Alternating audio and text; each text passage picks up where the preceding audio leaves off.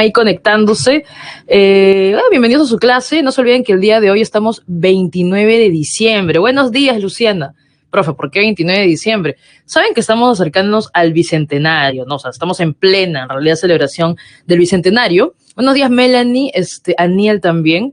Y el 29 de diciembre, no sé si hay alguno que tenga pues familia en el norte, se celebra antes del 28, ¿ya, chicos? O sea, siempre hablan del 28 de julio y todo ello, está bien, ya nos tocará ver más adelante y analizar si en realidad el 28 de julio es, pues, podemos decir la independencia, o más bien el comienzo de un proyecto de nación, ya nos tocará verlo antes, pero hoy sí es importante que recuerden que el 29 de diciembre también se celebra otro bicentenario, ¿ok? Que es el de la independencia de Trujillo, ¿ok? Así que no se olviden, pues, porque hay una frase bien conocida, si en 29 de diciembre de 1820 no hubiera existido 28 de julio, ¿ya? Entonces no se olviden, pues, que la independencia de Trujillo se celebra hoy, ¿ya? Y es importante la independencia de Trujillo porque permitió que luego se pueda hacer un golpe, pues ya saben, al virrey Pezuela, ¿no? Ya nos toca también verlo eso de acá a unas semanas, ¿ok?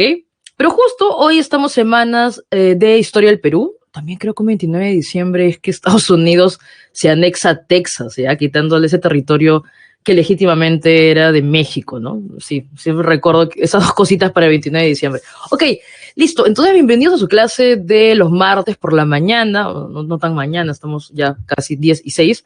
Hoy nos toca Semana de Historia del Perú. Ya saben que pueden ahí estar participando en el chat porque hoy hay algunas cosas interesantes. Y más bien, hoy nos toca ver, hay que tener en cuenta, sí, la previa de la semana pasada, ¿ya? Eso sí quiero que tengan en cuenta, ¿qué tal Melanie, Fabricio? Buenos días. Que tengan en cuenta lo que vimos la semana pasada, por una cuestión didáctica, ¿ya? No por una cuestión de, por ejemplo, en un ratito les voy a decir, pues, que hagan un match, por ejemplo, con el lítico que vimos de Historia Universal, que hagan un match con el lítico andino, ¿no? No simplemente, profe, pero no se cumple la cronología, ¿acaso ocurrió en el mismo tiempo? No, es como un fin didáctico. ¿Por qué te digo esto? Si recuerdas bien las características que tenía la comunidad primitiva, cómo se alimentaba el hombre, qué tecnologías había desarrollado en el lítico, o sea, en el paleolítico que vimos la vez pasada, te puede servir para hacer un match, para hacer una relación con el lítico versión región andina, versión antiguo Perú, como le gusta decir a algunos profes. O sea, como fin didáctico funciona. Ya en un rato vamos a ver eso, ¿ya? Porque es un clásico de las preguntas también, ¿ya? Bueno, quiero comenzar entonces de una vez. Les decía que recuerdan lo que vimos la semana pasada. La semana pasada hablamos de cómo el ser humano pues fue adaptándose, ¿ya? Y que acuérdate pues que el paleolítico nada más, antes de hablar del mesolítico y del neolítico, que también son importantes, el paleolítico es pues la etapa más larga porque el hombre tuvo que adaptarse, ¿ya? También hemos dicho que cada vez que hablemos de adaptación es porque cambia todo alrededor, o sea, va a cambiar el clima para comenzar, va a afectar el espacio y eso prácticamente pues obliga a que si uno quiere sobrevivir tiene que adaptarse, ¿ya? Pero ok, eso ya lo vimos la semana pasada, no te olvides pues que el hombre ya se adaptó, no te olvides también que África es la cuna de la civilización, eso no te olvides por favor, eso nunca lo olvides, ¿ok? Por más que veas teorías y teorías que se contradigan, no, tú quédate con eso, África es la cuna de la civilización, primera cosa. Segunda, el Homo erectus, por su misma postura erguida, es el que va a salir del África, ¿ok? Y finalmente, pues nos toca ver que el Homo sapiens es el que va a terminar poblando América. Eso nos sirve para poder comenzar la primera parte de la clase de hoy, ¿ok? La vez pasada también hablamos de algunas ciencias que ayudan a la historia. Hoy vamos a ver cómo la antropología y la arqueología, bueno, y la geografía, obviamente, siguen apoyando la historia para entender sobre todo esta parte, ¿ya? O sea, fácil es hablarte, como hace un rato te he comentado, del proceso de independencia del Perú. Perfecto, el proceso emancipatorio, como también le decimos. Pero imagínate, antes de eso hay que pues entender, ni siquiera los incas o Chavín, hay que irnos más atrás. Caral, por ejemplo, y ahí la verdad pues es que la arqueología es la ciencia para poder entender toda esta reconstrucción del pasado, ¿ok? Entonces acá tenemos un término muy interesante que es teoría, ¿ya? Sabes que las teorías no se dan de la noche a la mañana. En realidad, y eso te puede ayudar para entender el tema, una teoría en un principio es un planteamiento. Comienza como una hipótesis. Eso tú lo debes haber visto cuando se habla del método científico, por ejemplo. Entonces, comienza una hipótesis, ¿ya? Pero para validar esa hipótesis, como también vimos la semana pasada, tiene que utilizarse toda una serie de pruebas, ¿no? Yo voy a mis fuentes y esas pruebas, ya sabes, tienen que ser, pues, valga la redundancia, comprobadas, ¿ya? Por diferentes científicos y finalmente ya se puede, pues, hablar de una teoría, ¿ya? Hoy nos toca ver distintas teorías, ya sabes que siempre hacemos una mención honrosa, ¿ya? Algunos dicen deshonrosa, pero en realidad es honrosa porque, a ver, o sea, no es tan sencillo explicar cómo se va a poblar América, ¿ya? Así que no lo vemos en la separata, pero igual tú seguro lo escuchaste en el cole. A mí igual me lo enseñaron porque ya sabes que yo estudié hace muchos años atrás. Y simplemente es una mención honrosa, ¿no? Florentino Meguino, ya sabes que es pues argentino, típico, típico Che, como dicen algunos, que básicamente le intenta explicar que no es que haya sido poblada América, o sea, que no es que haya venido, pues, el Homo sapiens desde Asia, ¿no? Que normalmente es la teoría más aceptada, sino más bien es que se desarrolló aquí mismo en América la hominización, ¿no? Les decía que una teoría en un principio es una hipótesis, un planteamiento, pero ok, Florentino Meguino, ¿qué pruebas tenía? Lamentablemente, pues tenía un poquito no, bastante erradas, ya serán pruebas, por ejemplo, que fueron manipuladas porque finalmente era pues de un animal de la megafauna y él más bien decía que era pues del Homo pampeanus, ¿no? Del Homo pampeus, que era un homínido aquí de América, ¿no? Mira, es una mención honrosa en el sentido de que fue el primero en intentar explicar, ¿ya? O sea, tomen en cuenta eso. El primero en intentar explicar cómo se puede poblar América. Claro que si luego lo vemos, wow, muy polémico, porque para comenzar, él te dice que la hominización se desarrolla en América. Se va con años de estudios del África, de Europa, etcétera, etcétera. En segundo lugar, también te dice, pues, que más bien el hombre pertenece a la era terciaria, y eso tú lo sabes, pues el hombre es de la era cuaternaria, así que ya. Pero igual, es una mención honrosa, ¿no? Honrosa porque el primero en intentar, ¿ok? Ya, pero sigamos, ¿ya? Sigamos. Ahora sí hablemos de las teorías que eventualmente vienen en preguntas del examen, sí, es un tema que puedes encontrarte por ahí con una pregunta, sí, de vez en cuando todavía, es verdad. Entonces, simplemente te recomiendo lo siguiente, como son teorías, lo primero es identificar cuál es el planteamiento, ¿ya? Y luego ver las pruebas. Las pruebas pueden ser de diferente tipo, estimados chicas y chicos. Pueden ser pruebas geográficas, cuando pongo pues el espacio, ¿ya? Pueden ser también pruebas culturales, que son las que suelen ser más abundantes, las pruebas culturales. Por ejemplo, tradiciones, forma de cocinar la comida, palabras, instrumentos, ¿ya? Si hablamos de pruebas culturales también, embarcaciones, por ejemplo, etcétera, etcétera, ¿ya? Entonces, este mapita es bastante, vamos a decir, sencillo de entender. Tú también lo tienes en la página número 1 de tu separata, cada uno con un numerito, porque la primera flechita, la flechita es la ruta en este caso, ¿ya? La primera flechita corresponde a la teoría asiática. La teoría asiática es la teoría más aceptada, ¿ya? Ojo, todas las teorías han generado en su momento polémica, controversia, y eso está bien. No es que aparece una teoría y sí, oh, sí, esa teoría es correcta. No, la teoría tiene que estar constantemente en discusión, hay nuevos descubrimientos y normalmente se van sumando a veces, complementando los planteamientos pues de décadas atrás, disculpen. Y bueno, la idea es cada vez acercándonos más, ¿no? Siempre es un acercamiento, en este caso, al conocimiento. Perfecto. Entonces, mapa de tu separata o mapa de aquí, si estás siguiendo con el slide. El número 1, en este caso, es la ruta relacionada con la teoría asiática. Ya te dije, teoría, profe, planteamiento y pruebas, así. ¿Cuál es el planteamiento de, en este caso, el autor de la teoría asiática, que es Alex Jaldrika, ¿no? Lo que te dice Alex Jaldrika es que, en este caso, la ruta que siguió el hombre, ¿ya? Sería nos vamos en este caso, o sea, tienes que ver el mapita, ¿ya? Espérate, entonces tengo por acá para garabatear. Otro color, ya, este color, ya, chévere. Entonces, en este caso, vemos el extremo de lo que es Asia, ¿ya? La Siberia, el extremo de Asia, ¿ya? O sea, estamos hablando de lo que actualmente sería parte de Rusia, el extremo, ¿ya? De Asia. Y por otro lado vemos lo que actualmente sería Alaska, ¿ya? ¿Ok? Entonces, en este caso estamos viendo cuál es la ruta de la teoría asiática. Te dice que los paleomongoles, ¿ya? Porque recuerda que su teoría asiática es el hombre vino desde Asia. ¿Cómo vino? Caminando, ¿ok? Profe, ¿por qué vino caminando? Eso lo hemos visto, es un hombre nómade, es un hombre que normalmente persigue su comida, vamos a decirlo de esa manera. Entonces, siguiendo la megafauna, es que llega desde Asia, en dirección a América, ¿ya? Profe, ¿por qué fue posible esto? No te olvides, ¿ah? Esto se desarrolla en la época del Pleistoceno. Profe, ¿el Pleistoceno qué es?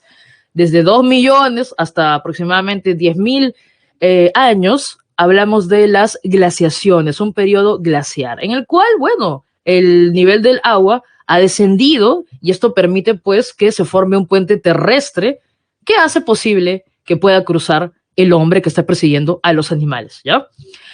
Esto sería entonces la prueba geográfica, ¿no? Te decía que es planteamiento. ¿Cuál es el planteamiento? Los paleomongoles cruzaron desde el Asia en dirección a América. Ok, ¿cómo fue posible? Ahí está mi prueba geográfica. Porque en esa época de las últimas glaciaciones, en el Pleistoceno, desciende pues lo que es el nivel del mar y se forma o se puede ver, ¿no? Lo que es un puente terrestre. Profe, ¿yo puedo ver el puente terrestre actualmente? No, estimado y estimado, no puedes verlo. ¿Por qué razón? Porque ya no estamos en una época de glaciación. Actualmente estamos en un periodo interglaciar. Lo que pasa es que, eso te lo puede explicar pues también tu profe o profa de geografía. Siempre, normalmente, cuando hablamos del clima, hablamos de periodos glaciares y periodos interglaciares, ¿no? Entonces, justo cuando el hombre cruza, cuando hemos hablado del paleolítico y todo ello, es el Pleistoceno, es decir, la época de, bueno, la edad de hielo o de las últimas glaciaciones. Por eso es que hay un puente terrestre que el hombre puede cruzar. Profe, imagino que no era mucha, o sea, no era muy largo, ¿no? En realidad eran, algunos te dicen 85 a 90 kilómetros, o sea, entonces la ciudad universitaria de San Marcos, pues a Huaral creo que son 85, 90 kilómetros, es completamente caminable, ¿ya? Así que es transitable. Y en esta época, repito, Pleistoceno, últimas glaciaciones, había un puente terrestre. Actualmente no puedes verlo, estamos en una época interglaciar y actualmente, más bien, es un estrecho, ¿no? Eso también lo puedes saber por geografía. En esta época, a ver, en la época en que cruzó el hombre, se le llama istmo o puente terrestre. Pero como actualmente está cubierto por parte de océano, le decimos estrecho. Sí, Jefferson, la última glaciación es la glaciación de Wisconsin, también conocida como la glaciación de Würm, que fue aproximadamente en el 110.000 antes de Cristo ya. Mira, no sé, sí, es lo mismo. Würm o glaciación de Wisconsin es la última glaciación del periodo del Pleistoceno, ¿ya? No te van a venir, a ver, quiero que les quede bien claro, chicas y chicos. O sea, está bien que tengas tu estrés porque estás postulando, obvio, está bien, es el estrés. Ahí tu cuota de estrés para ahí sentirte motivada y motivado. Pero estamos con preguntas tipo de eco. Las preguntas tipo de eco, es decir, destrezas cognitivas, buscan que tú razones con la información que ya está en la pregunta.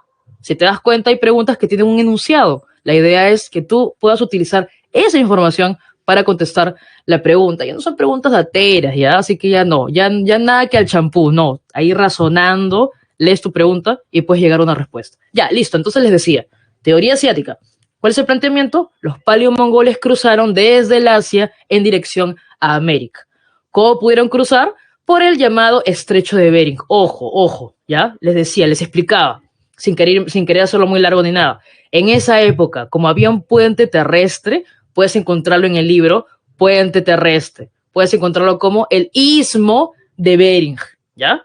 Pero actualmente, ¿ok? Si tú vas ahí, no vas a ver el puente terrestre, solo vas a ver una porción de océano, ¿ya? De agua. Entonces le decimos actualmente estrecho de Bering, porque un estrecho es ese territorio que está pues entre dos continentes, que está lleno, pues no colmado de agua, ¿ya? Por eso le decimos actualmente estrecho de Bering. ¿Por qué razón? Porque uno de estos viajeros, Vitus Bering, es el que logra pues cruzar y por eso es que se bautiza este estrecho con su apellido, ¿ya? O Beringia también lo puedes encontrar, no te preocupes, es lo mismo, ¿ya? Así como glaciación de Würm, glaciación de Wisconsin, hablemos de la misma última glaciación. Perfecto, ¿ya? Pero ojo con Alex Aldrika. Alex Aldrika te dice, pues, que esto ocurrió hace 20.000 años, ¿no? Ahí sí se confunde un poquito Aldrika en la datación, ¿ya? No es tan antiguo, en realidad, cuando se han encontrado estas puntas Clovis en lo que es Norteamérica, las puntas Clovis tienen 12.500 años de antigüedad, así que Ahí sí Jaldrika le falló un poquito la cronología, pero su teoría es una de las más aceptadas. Profe, ¿solo utiliza la prueba geográfica del estrecho de Bering? No. Jaldrika también muestra otras pruebas, ¿no? Ahí tienes, por ejemplo, los que siguen con las imágenes, la evidencia geográfica, ¿no? De cómo era el puente terrestre, o sea, cómo era en la época del Pleistoceno, permitió que el hombre pueda cruzar 85, 90 kilómetros, es completamente transitable porque el hombre cruzó. Bueno, aparte de la curiosidad típica de la humanidad, persiguiendo también a su comida, ¿no? Actualmente, si te das cuenta, ya es un estrecho porque está rodeado por agua, ¿ok? Profe, ¿solo hay evidencia geográfica? No, también hay evidencia física o biosomática, como algunos le dicen, pero física, ¿ya? Es decir, lo que yo puedo ver, los rasgos que yo puedo ver. Lo que pasa es que se ha observado que tanto los, vamos a decir, los descendientes de los paleomongoles, ¿ya? Comparten con algunas comunidades también de América diferentes características, ¿no? Por ejemplo, tienen ojos rasgados, el cabello es oscuro, negro prácticamente, tienen poca pilosidad, es decir, son lampiños, ¿ya? Y también, esto no sé si alguno de ustedes conocerá a alguien, yo sí tengo un primo que tiene pues la llamada mancha mongólica, ¿no? Que es esta mancha lumbar ahí en el bajo de la espalda, ¿no? Entonces, mira, acá creo que las imágenes hablan por sí solas. No solo hay una evidencia geográfica, también una evidencia física de rasgos que tienen en común las poblaciones. Por eso te decía, no solo nos ayuda la arqueología, también nos ayuda la antropología, por ejemplo, al observar estas similitudes que hay entre las comunidades. Aquí no está, pero sí está en tu separata, en la página número 2. Te decía que se siguen haciendo descubrimientos y en la página número 2 de tu separata puedes ver las llamadas puntas Clovis, ¿no? Te decía, Jaldrika te dice, su propuesta es, los paleomongoles cruzaron desde el Asia en dirección a América. Él te dice 20.000 años. Luego, más bien, luego sigue investigando esta ruta y se dan cuenta, cuando encuentran las puntas Clovis, que no es 20.000 años, ¿no? Sino más bien es 12.500, ¿no? Así que las puntas Clovis complementan. Esas puntas, que son puntas de lanza, que se han encontrado pues en Nuevo México, Estados Unidos, ayudan a complementar la teoría de Ale Jaldrika, ¿ya? ¿Alguna otra crítica que le dan a Jaldrika? El grupo sanguíneo, ¿ya? Eso es algo nuevo. Otra crítica que se le hace a Jaldrika es el grupo sanguíneo. Cuando se comparan, o sea, sabes que hay pruebas a favor y también hay críticas, ¿no? Obviamente. Esa es la idea de ir ahí moldeando la teoría. Entonces, el grupo sanguíneo, cuando comparan a los asiáticos con los americanos, no comparten el mismo grupo sanguíneo. Así que, por ejemplo, esa sería una crítica a esta propuesta de Jaldrika, pero tiene bastantes pruebas a favor, como es la evidencia geográfica, es decir, se podía cruzar, y también la evidencia física. Con esto del grupo sanguíneo que te decía, lo que pasa es que Jaldrika, acuérdate que su teoría también se le dice monogenética o también monorracial. No me gusta a mí mucho el término monorracial, pero ya, también la puedes encontrar en los libros. Lo que pasa es que Jaldrika te dice, ok, llegaron del Asia, pero te dice que solo llegaron los paleomongoles. Ahí también hay un error en Jaldrika, porque él dice que solo llegó un grupo, los paleomongoles, pero más bien las diferentes investigaciones muestran que no ha sido solo un grupo y no ha sido solo una ruta. Es decir, la de Asia ha sido por años la ruta por excelencia, pero no es la única. Y aquí voy a regresar, disculpa, al mapa anterior para hacerte esa explicación así rapidito. En la página número 1 de tu separata tienes un fragmento, ¿no? Sabes que tu separata constantemente va a aparecer fragmentos que ayudan a que puedas comprender el proceso que estamos hablando. Te decía que Jaldrika por años ha sido la teoría y sigue siendo más aceptada. Hay críticas, hay pruebas que complementan, pero en lo que sí está equivocado Jaldrika es que Jaldrika te dice, pues, y su teoría se dice, pues, llamada, se conoce como la monogenética o monorracial, porque él te dice los paleomongoles, solo ese grupo, ¿ya? Pero ¿qué pasa? Y de paso, si no has leído ese fragmento que tienes en la página número 1, te lo resumo.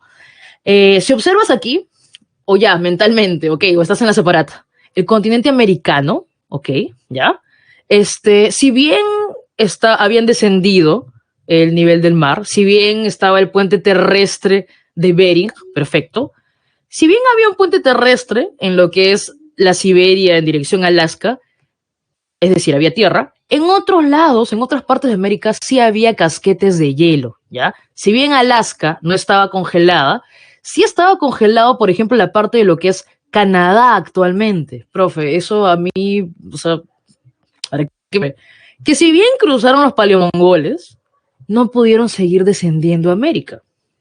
Repito, si bien había un puente terrestre que permitió que crucen de la Siberia a Alaska, no pudieron seguir llevando, porque ahí sí había grandes casquetes de hielo.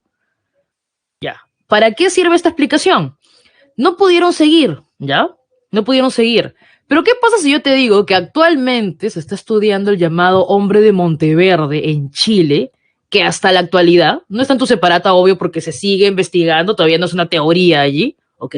Pero se está estudiando el hombre de Monteverde, que parece hasta el momento que tendría una antigüedad de 25.000 años, ¿ya? Entonces ahí sí vuela la cabeza porque tú dices, no, Jaldrica, Puntas Clovis, 12.500 y hay en el sur restos, evidencias más antiguas.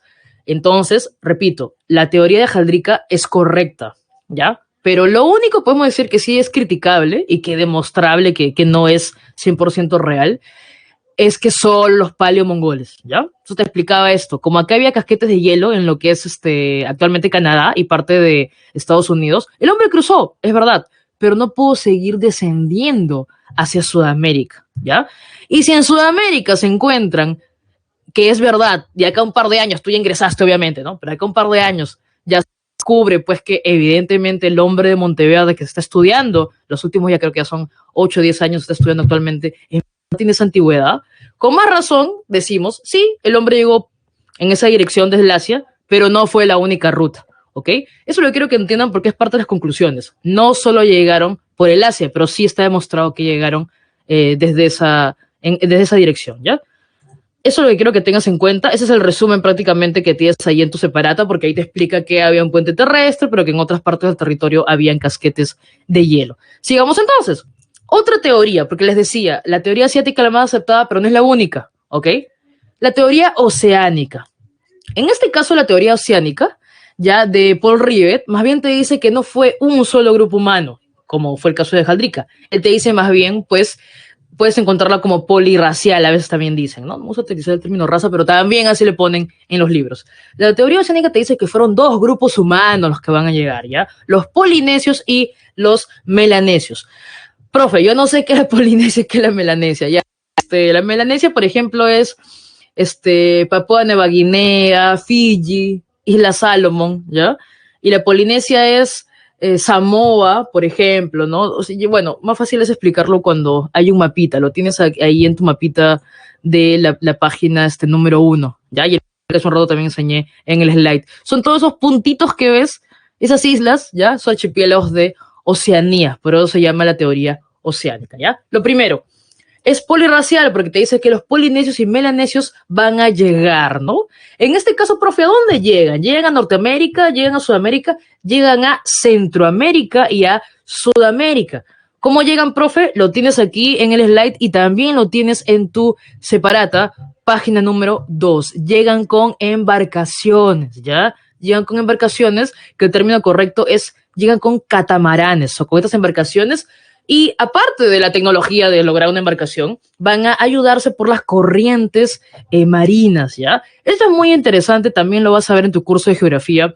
Sabes pues que las corrientes marinas es como si hubiera, disculpa que yo le explique tan chusco así, pero no es mi especialidad. Es como, o sea, las corrientes están alucinantes, como si hubiera ríos prácticamente dentro del mismo océano, ¿no? Lo cual permite que tengan una trayectoria y que empujen, en este caso, ayuden, ¿ya? A que puedan llegar estas embarcaciones, ¿ok? Entonces, en el caso de la teoría oceánica, el planteamiento sería, llegaron cruzando el Océano Pacífico desde la Polinesia y la Melanesia, ayudados por las corrientes marinas, en este caso, pues la corriente ecuatorial, la corriente del Pacífico Sur, ¿ok? Llegan hacia lo que es Centroamérica y también Sudamérica. Profe, ¿solo tiene esta evidencia, en este caso, pues, geográfica de las corrientes? No, también tiene, sobre todo, evidencias culturales. En este caso, lo que se ha encontrado es que hay similitudes entre, por ejemplo, pues, palabras, ¿ya? Palabras que utilizan tanto los polinesios como, ojo, acuérdate que eso lo estudia la antropología, ¿eh? A ver, ¿cómo llegan a esto? No solo quiero que te lo aprendas, creo que ahí también hay un poco de razonamiento.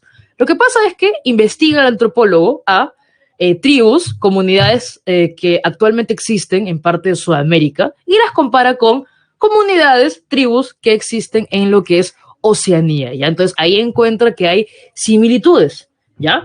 Entonces, por ejemplo, ¿no? Se da cuenta pues que los dos utilizan la cerbatana. Debes haber observado que es este instrumento pues que sirve por ejemplo para lanzar algunos dardos, ¿no? La cerbatana. También se dan cuenta que tanto las tribus de parte de Sudamérica como las de Oceanía cocinan la carne en la tierra, ¿ya? Que ustedes habrán comido pues lo que es la pachamanca, ¿ya? La pachamanca, la cerbatana. También utilizan la hamaca. Y también el mosquitero. Debes haber visto el mosquitero. A ver, el mosquitero es pues como este tul, esta tela que se le pone encima para que no crucen los mosquitos. Acá se utiliza incluso, ¿ya? Ni siquiera tenemos que ser pues una tribu para poder utilizar y nos damos cuenta pues que hay estas similitudes, son evidencias de la antropología, por ejemplo, evidencias culturales, ¿ya? Uso de la cerbatana, la hamaca, cocinar bajo la tierra, el mosquitero, por ejemplo, es de los melanesios y las semejanzas lingüísticas también de los polinesios, por ejemplo, ¿ya?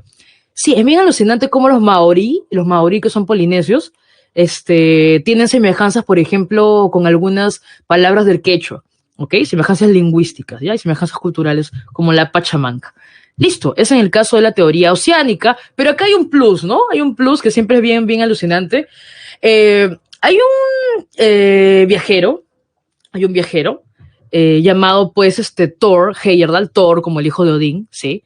Que más bien al leer la teoría oceánica, él más bien dice que ocurrió la ruta contraria. Más bien lo que te dice Thor Heyerdahl es que no es que los polinesios y melanesios llegaron a Sudamérica, sino más bien que desde Sudamérica se dio la población de estos territorios de Oceanía, ¿ya? Y lo de Thor Heyerdahl no es muy alucinante para nada, porque no sé si habrán escuchado del historiador José Antonio del Busto. Él también estudió pues crónicas en este caso, para comprobar que Tupac Yupanqui, de eso haber escuchado que algunos profes le dicen pues el Alejandro Magno de los Andes, porque era pues el inca viajero en este caso, se comprobó que más bien Tupac Yupanqui sí, eso lo ha comprobado José Antonio Busto, sí organizó viajes hacia hacia Oceanía, eso sí está comprobado. Entonces no es tan alucinante lo de Thor Heyerdahl. Aparte, Thor Heyerdahl en 1947 decide comprobar que su propuesta de él es correcta. Entonces, ¿qué hace Thor Heyerdahl? Llega aquí al puerto del Callao y lo que se hace es construir una embarcación muy similar a un catamarán. O sea, lo que quería hacer Thor Heyerdahl era construir algo como la tecnología de aquella época y organiza la expedición con Tiki. La expedición con Tiki sale del puerto del Callao y luego de 101 días llega a Oceanía, así que él comprueba, viajando, esto es alucinante, sinceramente, él comprueba que sí, en este caso su propuesta de una ruta inversa, que más bien desde Sudamérica se pobló Oceanía, y ahí también tenemos lo de Tupac Yupanqui de José Antonio del Busto, ¿ya? Bueno, o sea, y acá también tienes pues la imagen de esta escultura que se encuentra también en Oceanía y también lo vemos en la isla de Pascua, ¿no? Que son estas grandes figuras humanoides, ¿no? Entonces, esa es la teoría oceánica. También tienes el plus de Thor Heyerdahl demostrando que es correcto. También me había olvidado, esto no te va a venir en una pregunta de la pre, ¿no? Pero siempre hay gente curiosa y siempre es bueno saber, ¿no?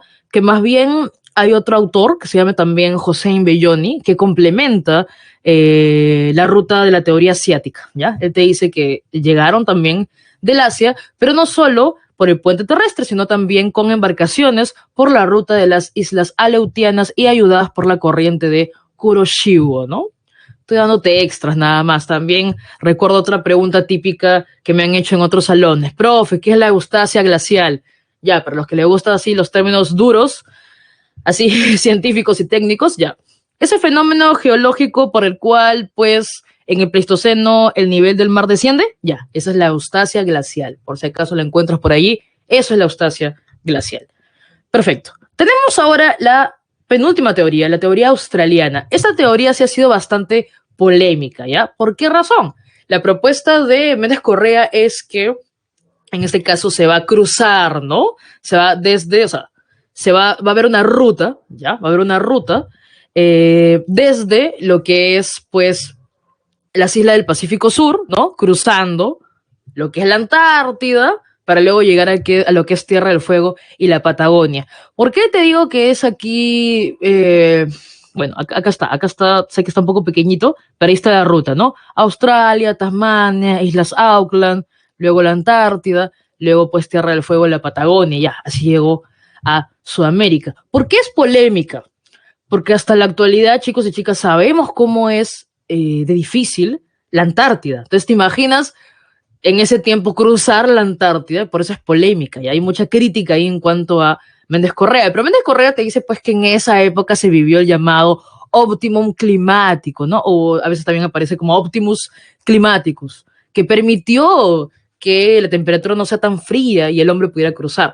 Ya, esta cosita, por este tema del óptimo climático que todavía no ha sido pues mostrado o sea, irrefutablemente, por eso es que es crítica, se critica todavía, por eso es polémica este planteamiento de la teoría australiana, ¿ya? Bueno, también él lo que hace es comparar tribus de Australia con algunas de Sudamérica y se da cuenta pues que tienen, por ejemplo, construyen estas viviendas en forma de colmena, utilizan estos instrumentos pues los zumbadores y también el boomerang, ¿no? O sea, también, aparte de su planteamiento, tiene pruebas de características culturales, ¿ya?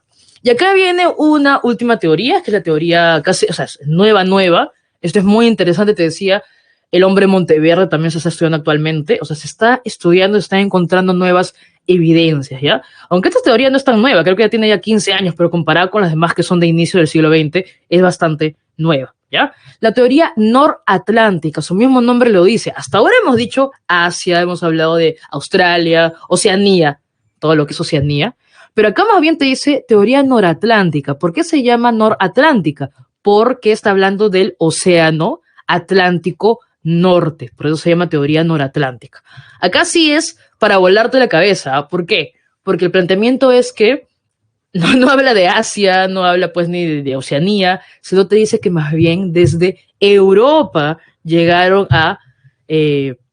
es lo que te decía, pues como había casquetes de hielo, el hombre hacia haya llegado de Asia no podía bajar, no podía seguir avanzando hasta que se descongelaran esos casquetes. Entonces, esta teoría que está estudiando actualmente incluso es la teoría de Stanford y Bradley, que te dicen que más bien desde Europa es que se va a poblar América. ¿Ya? No contradice lo de Asia ni nada de eso, te dice más bien, te da otra también ruta alternativa.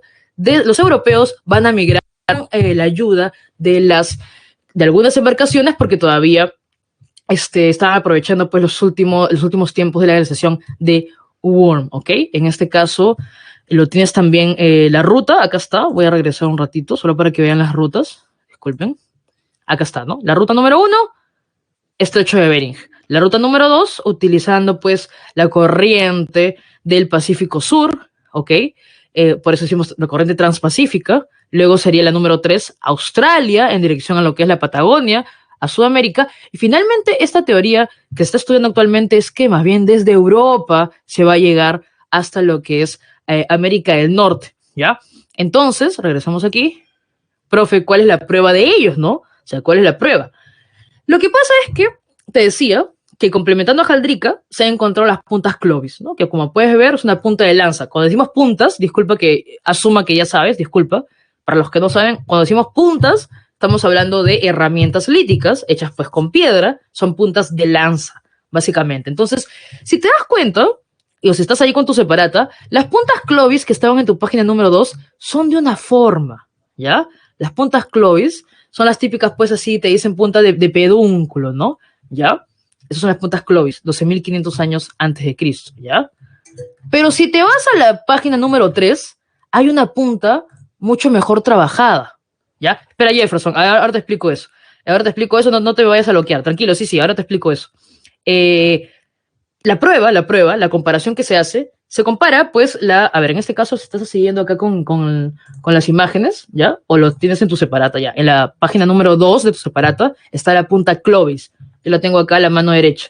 Esta es la punta Clovis. Tiene una forma, ¿ya? Luego a la mano izquierda, o en tu página número 3, tienes la otra punta que se ha encontrado.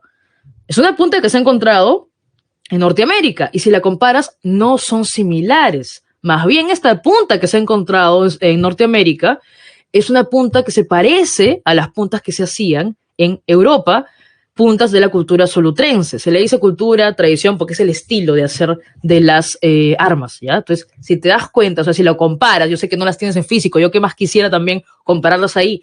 Los arqueólogos han comparado que las puntas estas que se han encontrado son más parecidas al estilo de los solutrenses en Europa. Incluso es una punta mucho mejor trabajada, o sea, alucina, más antiguo y mucho mejor trabajada porque es de otra cultura, de otra tradición. Entonces, ojo, las evidencias son estas puntas de lanza que han encontrado que son más parecidas a las puntas solutrenses europeas, ¿ok? Su compañero Jefferson nos habla del esqueleto de Kennewick. El hombre de Kennewick no lo hemos querido poner acá porque el hombre de Kennewick tiene una antigüedad aproximadamente de 7000 años nada más, pero la importancia del hombre de Kennewick, a pesar de que no esté aquí, y ya que tu compañero lo ha comentado, es que el hombre de Kennewick se ha hecho, incluso con el cráneo que se ha encontrado, se ha hecho una reproducción así total, una recreación, disculpa, de cómo sería su rostro, y las características del hombre de Kennewick son europeas. Son europeas, ¿ya? No, y el hombre de Kennewick es súper alucinante todo el problema que ha generado, porque el hombre de Kennewick se encuentra justo en territorio donde están, o sea, donde están las tribus norteamericanas, y es una locura lo del hombre de Kennewick. ¿Por qué razón? Así te lo cuento rapidito. Lo que pasa es que sabes que, bueno, se le entregó pues la nacionalidad. Tú sabes todo lo terrible, o debes haber escuchado que fue la colonización del continente, bueno, la colonización de Norteamérica, ¿ya? En sí de toda América, pero acá estamos hablando solo de Norteamérica. Entonces, lamentablemente, todas estas comunidades nativas fueron reducidas, ¿ya? Y solo vivían en, pues, en las llamadas reservas. Luego, creo que fue en el siglo XIX, recién un poco después, no, en verdad fue después, casi siglo XX, que se le entrega nacionalidad norteamericana y se le deja, pues, a estos nativos que tengan sus territorios, ¿ya? Ya, se ganaron nacionalidad y pueden vivir. ¿Por qué? ¿Por qué razón? Porque ellos habitaban antes que llegaran los colonos estadounidenses. Pero luego encuentran en ese territorio al hombre de Kennewick y se dan cuenta que tiene características europeas y puedes alucinarte que los nativos no querían ni siquiera entregar esos huesos, no querían que los estudien porque ya sabían pues que finalmente, como tenían características europeas, esto podía jugar incluso en contra de ellos, que te decía, habían ganado esos territorios porque habitaban antes. Pero si ves que en 7000 años había un asentamiento, en este caso con características europeas, ya, te imaginas todo el problema que generó, ¿no? No hablamos aquí del hombre de Kennewick, pero sí es bueno que sepas que se ha encontrado ya diferentes cráneos que más bien recreándolos se ve que tienen características europeas. Así que el hombre de Kennewick también suma, podemos decir, complementa esta teoría de que también fueron, pues de que también poblaron los europeos, van a llegar también al continente americano, ¿ya? Entonces, repito, no se contradicen las teorías, ¿ya? No se contradicen los descubrimientos, más bien algunos nos ayudan a ahí afinar un poco la cronología, afinar ahí también un poco la ruta con estas pruebas. Acá también tienes un mapita para explicarte cómo es que van a migrar de Europa. No se contradice, los asiáticos llegaron desde Siberia hacia lo que es América del Norte y más bien ellos en este caso llegan desde Europa, ya lo que actualmente sería Francia, la península ibérica, ¿okay? Los solutrenses, ¿ya? Listo, perfecto. Entonces, esas son las principales teorías que responden a la pregunta ¿cómo se pobló América? ¿Ya? Pero no te olvides, ¿qué tienen en común? ¿Quién llegó a América? Pues es ¿en qué época? Paleolítico superior, ¿ya? No te olvides que es la época del Pleistoceno, las últimas glaciaciones, y tampoco te olvides que fue el Homo sapiens, ¿ok? Ya, eso sí tienen todos en común, ¿ya? Perfecto. Ahora hablemos ya, acerquémonos cada vez más a lo que son pues las llamadas altas culturas, a lo que es el desarrollo en el territorio le dicen antiguo Perú, del territorio andino, ¿ya? Completamente válido llamarlo de cualquier manera. Esta es una parte muy, muy, muy importante. Vas a verla que es un clásico también de las preguntas y vas a verlo en las semanas que nos acompañan. La vez pasada vimos cómo Keller y cómo Thomson habían creado pues periodificaciones, ¿no? Y yo te decía que las periodificaciones sirven para un proceso, un desarrollo largo, yo lo corto en etapas con un fin didáctico para darle características a cada una de estas etapas y para ayudarme sobre todo a poder ubicar acontecimientos, en este caso personajes, etc., etc. Acá nos toca también ver una periodificación para el Perú antes de la conquista, ¿ok? Profe, ¿también son arqueólogos? En este caso, John Rowe y Luis Lumbreras sí, son arqueólogos, ¿ya? Pero ojo, cada uno tiene un criterio distinto. Así como vimos pues que Keller, su criterio era acontecimental, es decir, que Keller eligió pues acontecimientos que fueran tan significativos para marcar el inicio y el fin de una etapa. Y por otro lado estuvo Thompson con su criterio de la tecnología, para él hablar de lo que es pues la edad de piedra y la edad de los metales. Ahora vayamos aquí más bien, ¿cuáles son los criterios que utiliza John Rowe y Luis Guillermo Lumbreras, ¿ya? Ayacuchano, ¿no? A Lumbreras lo vamos a ver por todos lados, o sea, porque Lumbreras particularmente he tenido la dicha de verlo ahí un par de veces, bueno, en la Universidad pues de San Marcos, también Ruth Shadi ha estado a veces también allí, y leerlo sobre todo. A mí particularmente me gusta mucho lo que escribe Lumbreras, es también muy sencillo también de poder comprenderlo, y Lumbreras ha estudiado pues Chavín, pero sobre todo Wari, ya nos tocará hablar de él sobre todo cuando veamos lo de Wari. Ya, rápido. ¿Cuáles son los criterios? En el caso de John Rowe utiliza un criterio más descriptivo y un criterio basado en el estilo de la cerámica y cómo este estilo se ha difundido en el territorio. ¿Ya? Un rato te doy el ejemplo. Mientras Lumbreras, bueno, lo que pasa es que Lumbreras tiene pues es una influencia del marxismo, ¿no? Tiene un enfoque marxista y él más bien va a preferir hacer su periodificación en base a las características sociales, políticas y económicas, ¿ok? Que va a tener en cada momento el desarrollo del hombre, ¿no? En el territorio andino, ¿ok? Entonces, John Rowe, y aquí sí, ¿no? John Rowe inspirándose, no podemos negarlo, inspirándose en la periodificación de Egipto. Sí, ahí está, ya se descubrió el misterio. John Rowe inspirándose en la periodificación de Egipto, es que te va a hablar pues de los horizontes y de los intermedios. Y eso es lo que a todos nos han enseñado en el cole. Y creo que sí. Si le enseñaron también Lumbreras, enhorabuena, pero creo que a todos nos enseñaron, cuando te hablan de las culturas, siempre te enseñan la periodificación clásica, que es la de John Rowe, la de los horizontes y los intermedios.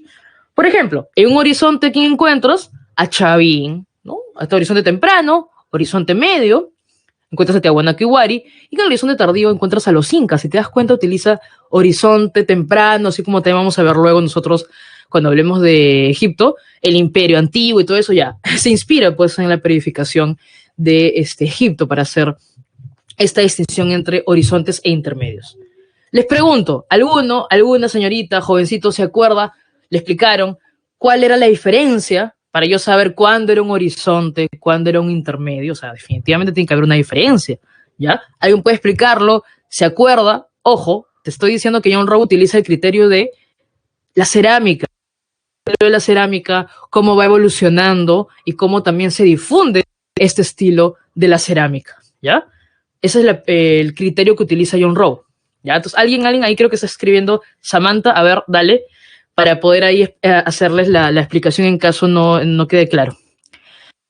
Ya, sí, mira, Samantha lo puso de una manera bastante sencilla y sí, vamos a explicarlo así rapidito también. Puedes ir escribiendo ahí, los voy a leer, no hay problema. John Rowe te dice, yo analizando la cerámica me doy cuenta de dos cosas, ¿ya?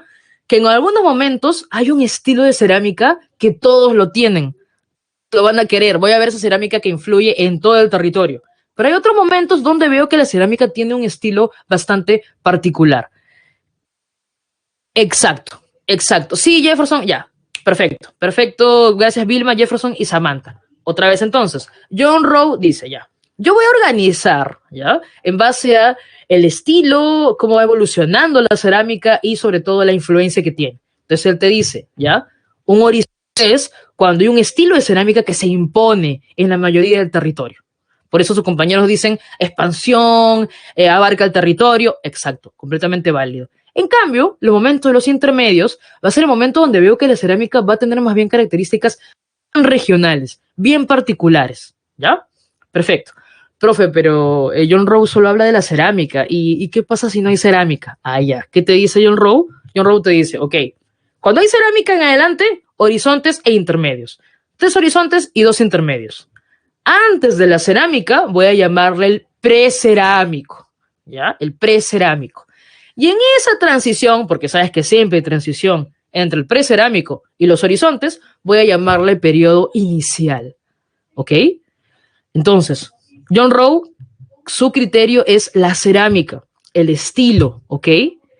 Cómo va desarrollándose, cómo va evolucionando y también cómo se van difundiendo los estilos de cerámica. Entonces, él te dice precerámico, la transición, periodo inicial, y luego vienen los horizontes y los intermedios. Horizonte, el estilo de cerámica se expande, se impone, influye en todo el territorio, y más bien en los intermedios la cerámica tiene una característica bastante particular, ¿ya? De la región.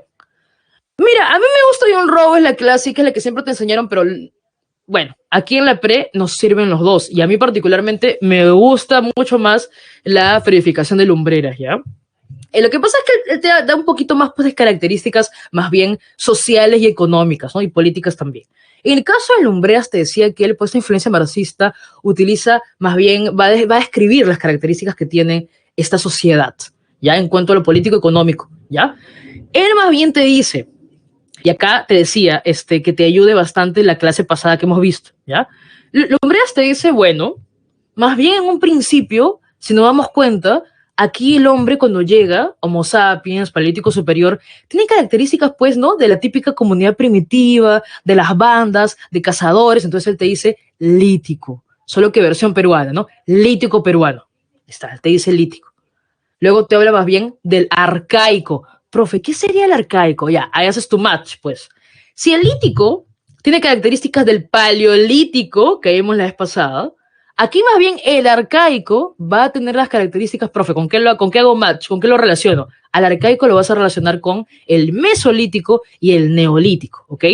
Repito, no te estoy diciendo que tengan la misma cronología, es con fin didáctico.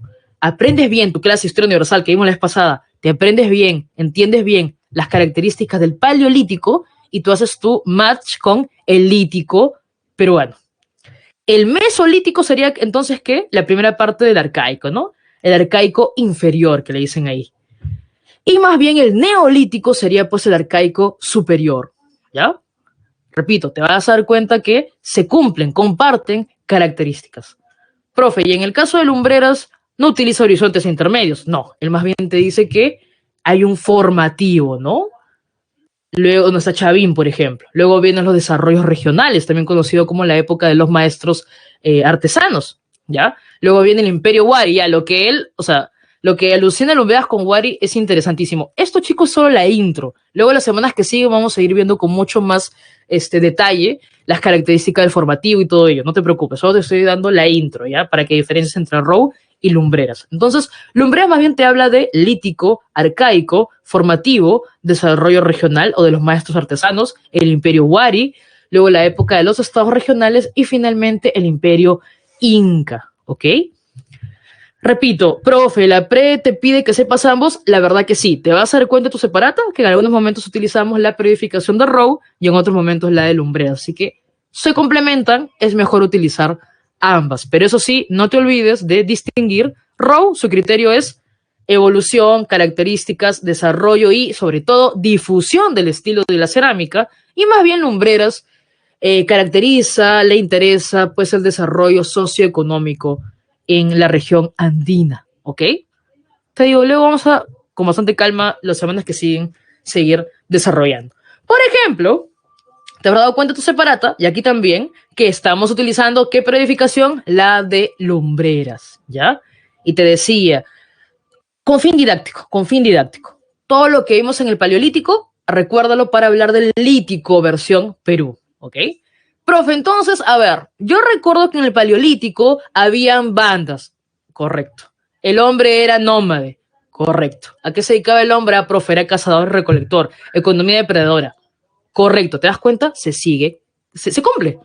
¿Qué más, profesora? Ah, como eran cazadores, habitaban cuevas, perfecto. Como eran cazadores, hacían herramientas, es correcto, ¿ya? Ah, profe, también, político superior, Homo sapiens, arte parietal. También se cumple. Entonces les decía, con un fin didáctico, las características que vimos en el Paleolítico la semana pasada se corresponden, se relacionan, nos sirven para entender la versión, vamos a decir, del lítico peruano. Entonces, el periodo lítico, según la periodificación de Lumbreras, va del 12.000 al 6.000 antes de Cristo y, como te decía, las características de esta comunidad primitiva es que se organiza en bandas.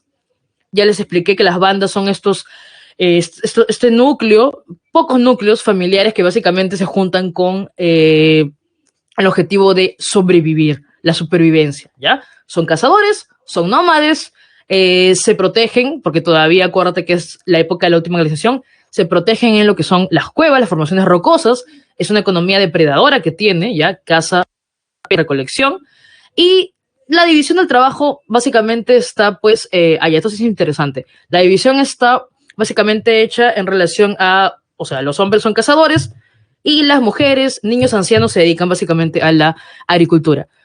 A ver, Jefferson, los exámenes preguntan las consecuencias. Por ejemplo, las consecuencias del lítico se refieren a las conclusiones para ir a la siguiente etapa. Las consecuencias. Ya, Jefferson. Lo que pasa es que, como vimos la semana pasada, recuerda que todo es un desarrollo, ¿ya? Si te preguntas por las consecuencias, es decir, como el hombre ya tuvo estas características, este desarrollo en el lítico, si te preguntas por las consecuencias es, como tú bien dices, ahora qué le queda al hombre hacer por adelante, ¿no? Por ejemplo, si ya tuvo el desarrollo del lítico, si ya fue cazador-recolector, ¿qué crees que va a seguir después? Bueno, profe, imagino que vas a comenzar más bien a experimentar, exacto, ¿no? Más bien va a haber características del arcaico inferior, ¿no? Donde comienza, por ejemplo, a experimentar con las especies vegetales, ¿ya? Sí, normalmente las preguntas de este tipo siempre son por características. Es que, chicos, yo sé que los años son importantes, los siglos son importantes, pero más importante es entender las características, el desarrollo que está teniendo la sociedad, sobre todo, ¿ok? Entonces, ya, sigamos. Te decía que el paleolítico que hemos visto te ayuda para el lítico, pero también acá recuerda alguna cosa, ¿no? O sea, obviamente hay las particularidades del territorio andino, ¿ya? Acá hay algunas imágenes porque sabes pues que el hombre que habita en la época del lítico tiene que convivir con la llamada megafauna, ¿ok? Ahí, por ejemplo, hay unas imágenes de algunos paleoamericanos cazando un gliptodonte, ¿ok? O también puedes ver allí, más adelante, pues un cazador, en este caso, y también cuando hablamos, por ejemplo, los megaterios, ¿no? O sea, la megafauna es toda esta fauna típica del Pleistoceno que tiene características de ser enormes, ¿ya? El megaterio es el que es un poco más alucinante porque es un oso perezoso, casi de 5 metros de altura, o sea, ese tipo de fauna era por el clima, ¿ya? Lo que sí es interesante, y te pido sí que lo sepas, es que, ya, profe, ok, ya me acuerdo lo que me dijo del paleolítico y hago mi match y lo relaciono con el lítico, pero imagino que tiene sus propias particularidades el territorio andino. Exacto. Una cosa va a ser que a ti te toque habitar el territorio serrano, territorio andino, y otra cosa es que te toque habitar, por ejemplo, la costa, ¿ya? Porque si tú eres una banda del lítico peruano y estás asentado en la costa, ¿qué puedes aprovechar? ¿Qué tienes frente a la costa? Profe, pues tengo el mar. Exacto. Entonces, por eso hablamos de la tradición costeña y la tradición serrana. Que, ok, los dos comparten las mismas características, son cazadores, recolectores, organizados en bandas, pero hay particularidades. Si tú, por ejemplo, si nosotros somos una banda, imagínate ya, nosotros somos una banda del lítico peruano que habitamos en la costa, tenemos, por ejemplo, los recursos marinos, tenemos también unos ecosistemas muy chéveres que son los valles, las lomas. Mira, cuando leas algún libro sobre esta época, vas a ver pues que te hablan de la vegetación y tú dirás, profe, pero la costa es árida, es terrible. Sí, pero si alguno de ustedes ha ido, por ejemplo, a las lomas de la Chay, las lomas de Lúcumo, a las lomas, por ejemplo, son un remanente de la flora que existía en esta época, ¿ya? Nosotros sabemos que vivimos en una costa árida actualmente, pero las lomas te recuerdan que existió vegetación aquí, por ejemplo, pues en la costa, ¿ya? Porque tú dirás, yo sé, siempre los chicos preguntan, profe, pero actualmente, o sea, la costa, claro, pero fíjate la antigüedad, ¿ya? Y si tú no me crees, anda una loma, ¿ya? Sobre todo en época de lomas, porque sabes que la otra época es simplemente, pues, tierra prácticamente, lomas de La Chay, lomas de Lu, como creo que también hay lomas en Sajón del Lurigancho, también hay lomas de Mancaes en el Rímac. Las lomas son el mejor ejemplo de que hubo flora y fauna también, las lomas tienen su propia fauna, en la época del Lítico, ¿ya? Así que les decía, la distinción es, si yo soy una banda en la costa, bueno, puedo consumir mis recursos marinos, habito en los valles interandinos, en las lomas, los humedales, y básicamente pues mi dieta va a estar en base a esos recursos marinos, ¿ya? En cambio, si me toca asentarme en la región andina, en la sierra, allí puedo, en este caso, pues, ser un cazador de camélidos, ¿no? Americanos, de cérvidos, y como me busco refugio en las cuevas, vas a ver que allí también aprovechan para hacer las pinturas rupestres, ¿no? Ya, repito, en estas etapas son dos cosas las que debes recordar, ¿no? Las características de la etapa y también, profe, ¿cómo es que el arqueólogo sabe que todo esto ocurrió? Porque ha encontrado evidencias, ¿ya? Así que el periodo lítico, aparte de sus características, tiene las pruebas, tiene los vestigios que han encontrado los arqueólogos y que a partir de eso pueden saber las características que tuvo esta sociedad. Tú te imaginas, ¿no? Para yo decir que es cazador, ¿qué tengo que haber encontrado? Ah, profe, pues armas, ¿no? Exacto. Entonces vas a ver bastantes puntas líticas encontradas.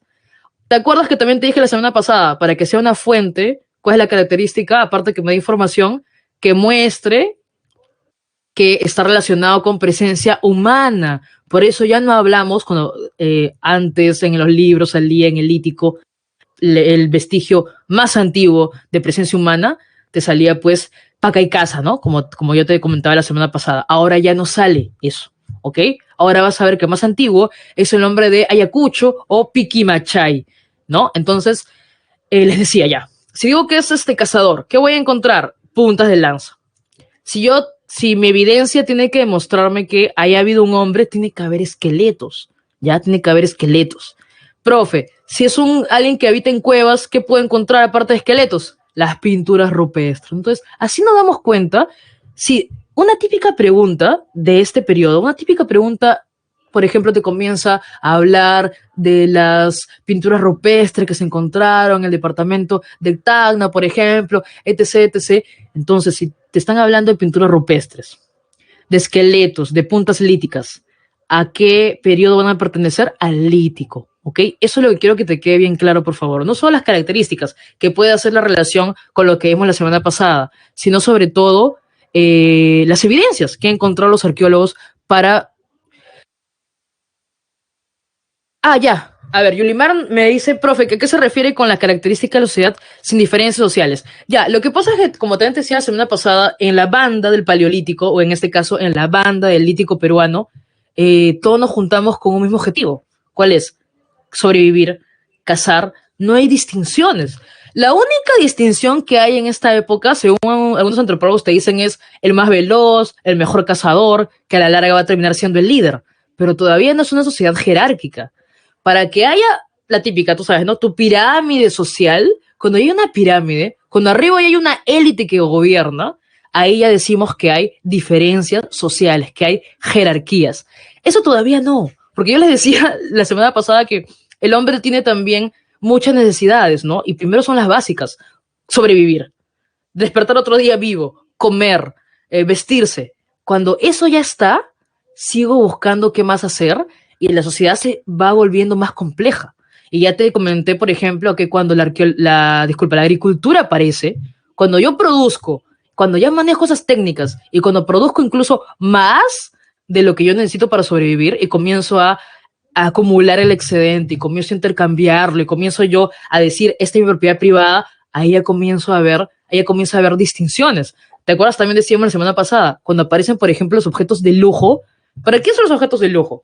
Para una élite. ¿Y para qué sirven? Bueno, para distinguirme de los demás. Entonces, Yulimar, para concluir, cuando decimos que en el Lítico se organizaban en bandas y que no había diferencias sociales, es porque todos son una comunidad y todos tienen un objetivo en común: sobrevivir, cazar. Como te digo, la única diferencia que puede haber es en cuanto a habilidades. El mejor cazador, el más veloz, el más habilidoso, etc., etc., para hacer las armas y todo eso. Pero todavía no es una sociedad jerárquica con una élite. Todavía no hay un gobierno todavía no es una sociedad compleja, ¿ok?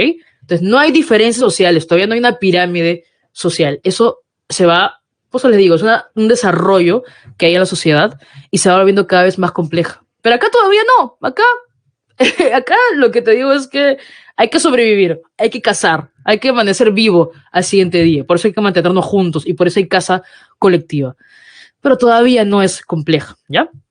Listo, ya, sigamos.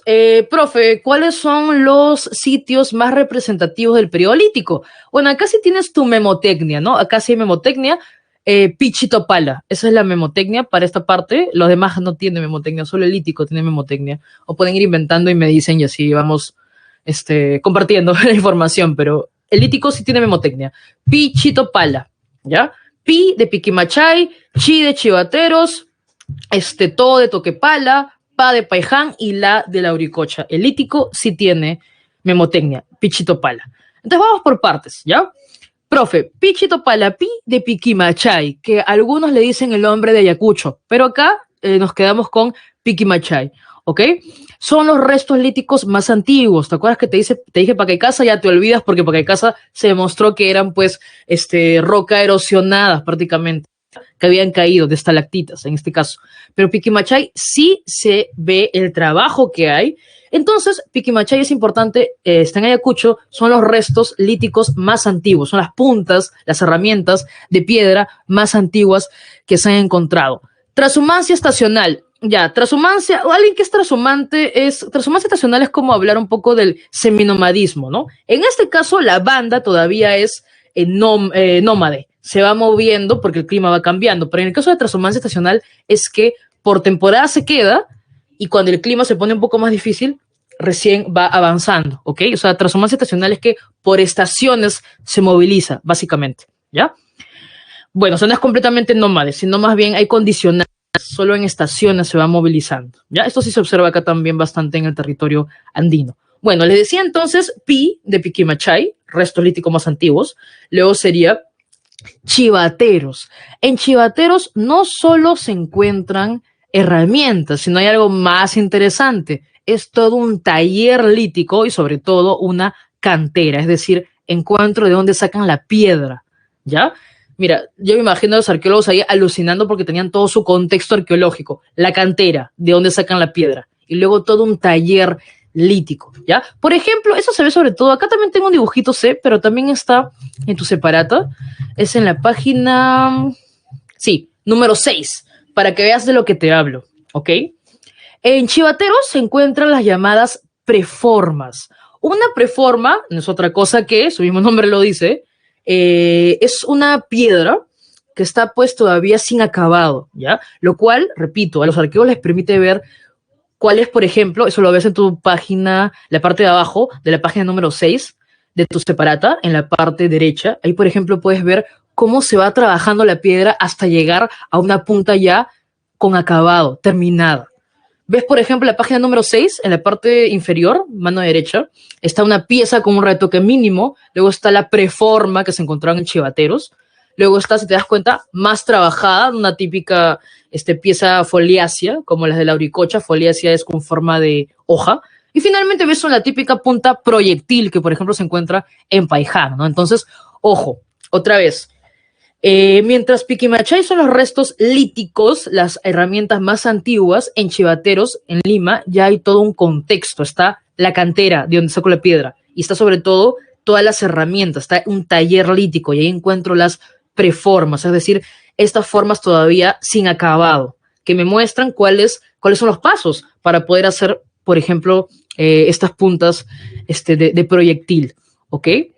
Profe, ¿qué significa asociado a la tradición paijanense? Cuando vean tradición, no habla otra cosa que del estilo, ¿ya? Los arqueólogos utilizan los términos tradición, como por ejemplo, viste la tradición solutrense, para hablar del estilo que tienen las herramientas. Entonces, ¿qué se dieron cuenta al encontrar todo este contexto, todo este taller lítico en Chivateros? Se dieron cuenta que Chivateros tenía pues las características de las puntas que luego se encuentran en Paiján.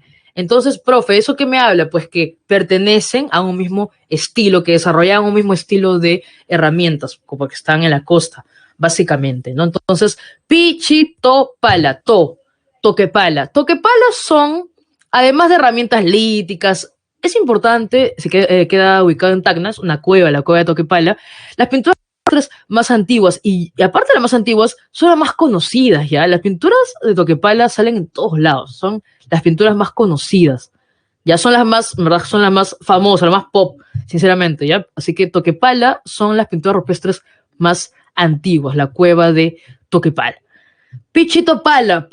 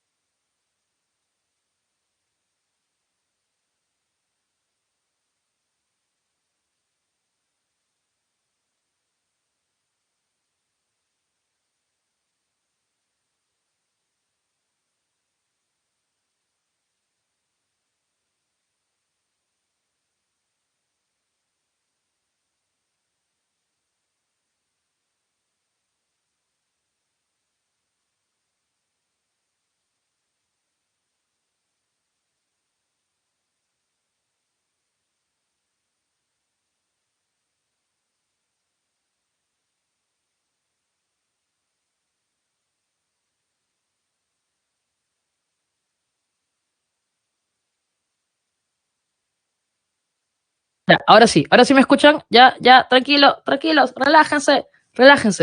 Gracias, postulante 5248, por tu sinceridad. Ya regresó el audio, ya, perfecto. Sí, me dio la frozen, son cosas que suelen ocurrir cuando uno está en vivo, te suele pasar esas cosas. Ya, listo. Bueno, les está explicando que en la cueva de Toquepala se encuentran las pinturas rupestres más antiguas, ¿ok? Sí, ya estoy bien, ya estamos bien, ya, perfecto. A ver, Pichitopala. De Paiján estaba hablando. Estaba hablando de Paiján, antes que me dé la congelada. Estaba hablando de Paiján, en La Libertad, que aquí se han encontrado los entierros, esos entierros paijaneses que se han encontrado, por ejemplo, en una forma así fetal, ya casi así como de cunclillas prácticamente, es el término correcto. Da bastante información. Aparte, las pinturas rupestres Toquepala tenían carácter religioso. Mira, no han sido tan estudiadas como las que les mencionaba la vez pasada, de la semana pasada, que sí hemos encontrado pues chamanes, incluso todas estas manos, las manos en negativo. Vamos a decir que básicamente están relacionadas pues con la casa, sobre todo pues con la casa, una casa colectiva, pero no hay otras pinturas alrededor que nos puedan dar un contexto completo, ¿ya? En este caso. Las relacionamos más con las actividades, en este caso, de económicas de la casa, ¿ok? No son, es que sí, eso es lo que pasa, ¿no? Yo repito, se ha escrito mucho sobre Toquepala, son las más famosas, como te digo, que tenía un carácter simbólico, definitivamente, ¿ya? Definitivamente tenía un carácter simbólico. De ahí que hayan sido estudiadas, como les decía la semana pasada, como las otras de las cuevas de Altamira, por ejemplo, que se sabe de los chamanes y todo esto, no, sería mentirles en realidad. Que están relacionadas con un carácter simbólico, sí. Que hay la posibilidad que tenga un carácter religioso, también, ¿ok? Pero que se haya estudiado, eso sería mentirte, ¿ya?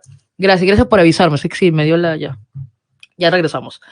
Ok, entonces Paiján, ojo, Paiján. La importancia de Paiján es que se encuentran ya restos óseos, se encuentran sobre todo entierros completos, ¿ya? Eso es lo más importante, o sea, la información más rica, ese sería el término, es este entierro paijanense, ¿ya? Son los restos humanos más antiguos de la costa. O sea, han venido antes esa pregunta, ¿ya? Si te dicen restos más antiguos de la costa, Paiján, ¿no? Restos más antiguos de la sierra sería la Oricocha, en este caso. Bueno, Paiján les decía que también se ha encontrado que las herramientas tienen una similitud, pertenecen a la misma tradición, por eso se utiliza tradición, de la cantera, el taller lítico que se encontró en Chivateros, ¿ok? En Paiján lo que se encuentra ya pues son estas puntas ya terminadas, ¿no? Que son las llamadas puntas de proyectil. Yo sé que este es un término pues muy técnico, mil disculpas porque algunos dicen, profe, pero yo no sé, yo no voy a estudiar arqueología, pero lo puedes encontrar así en la pregunta, ¿ya? Si te dicen puntas de proyectil, o si te dicen puntas con pedúnculo, son sinónimos. Puntas con proyectil es igual a que te digan puntas con pedúnculo, ¿ya? Y son estas que están aquí, son estas que ves acá. Ves acá, acá lo tienes en este slide y también lo tienes en la página 6 en la parte de abajo, ¿ya? Repito, punta con pedúnculo es sinónimo de punta proyectil. Profe, ¿para qué servían? Si estás en la costa, a ver, acuérdate, son de Paiján, estás en la costa, ¿para qué crees que pueden servir estas puntas? Ah, profe, para cazar. ¿Para cazar? ¿Costa? No, profe, para pescar, ¿ya? Son utilizados como arpones, Aniel pregunta, en los libros son información de Pacaicasa y Guitarrero. A ver, si encuentras un libro donde te hablan de Pacaicasa, hay que leer qué te están hablando, qué te está de Pacaicasa. Yo te decía que actualmente estudiamos el nombre de Ayacucho o de Piquimachay. Y más allá nada más está Pacaicasa, ¿ya? Si te hablan de los restos de Pacaicasa, esos ya no entran, ¿ya? Ya se han descubierto que era piedra erosionada prácticamente, ¿ya? Pero Guitarrero sí, ¿ya? Por si acaso, Guitarrero sí lo vamos a mencionar sobre todo en el arcaico, en un ratito, ¿ya? Pero Pacaicasa ya no. Normalmente en el libro puedes encontrar Piquimachay o también lo encuentras como el nombre de Ayacucho, ¿ya? Eso es lo que te decía. Cualquiera de los dos es completamente válido. Otra cosita que me olvidé de decirles. Si encuentras Piquimachay 1, Piquimachay 2, Guitarrero 1, Guitarrero 2, el 1 y el 2 en romanos es por las fases de antigüedad, ¿ya? El 1 es más antiguo que el 2. Profe, ¿por qué vemos 1 y 2? Porque los arqueólogos, por ejemplo, en Guitarrero han encontrado algunas evidencias de horticultura, pero también han encontrado en Guitarrero evidencias más antiguas, ¿ya? Por eso es que ponen Guitarrero 1 y Guitarrero 2, ¿ya? Pero por favor, aquí tratamos de que te estreses lo mínimo, ¿ya? Por eso es que a Guitarrero, Piquimachay o Pacaicasa, ¿ves? Es lo que te digo, es lo que les digo. Yo sé que es muy simplista decirte concéntrate solo en tu separata, es que en realidad las preguntas, al menos de ciclo ordinario, están basadas en la separata, pero como yo sé que ustedes leen y quieren saber más, siempre les digo, tengan cuidado con la información que lean. Normalmente se dice hombre de Ayacucho o Piquimachay, ¿no? Pero te digo que ahí mismo también se encontraba el nombre de Pacaicasa, por eso seguro tú has encontrado que dice hombre de Pacaicasa o Piquimachay, pero yo te recomiendo, si vas a seguir leyendo ese libro, ten cuidado en tu examen, porque tu examen no te va a venir Pacaicasa, nosotros ya no consideramos Pacaicasa, solo consideramos Piquimachay, ¿ok? Así que si has encontrado Piquimachay o Pacaicasa, quédate con Piquimachay, ¿ok? Con eso quédate. Listo, les decía entonces, no te olvides Pichitopala, Piquimachay, Chivateros, Toquepala, Paiján y Lauricocha, ¿ya? Son los restos de las evidencias del lítico. No vamos a utilizar el término restos, las evidencias del lítico, ¿ya? Profe, ¿cuáles son las clásicas que vienen? Bueno, en realidad pueden venir de todas, ¿ya? Porque Piquimachay es los restos más antiguos. Eso sería lo más relevante. Toquepala porque son las pinturas rupestres más antiguas y las más conocidas, ¿ya? Lauricocha, en este caso, hay pinturas rupestres también, ¿ya? Pero aquí se han encontrado también restos humanos, aunque incompletos. Lo chévere también de Lauricocha es que se han encontrado estas escenas de caza, como puedes ver ahí, las que están en Chaclarraga, ¿ok?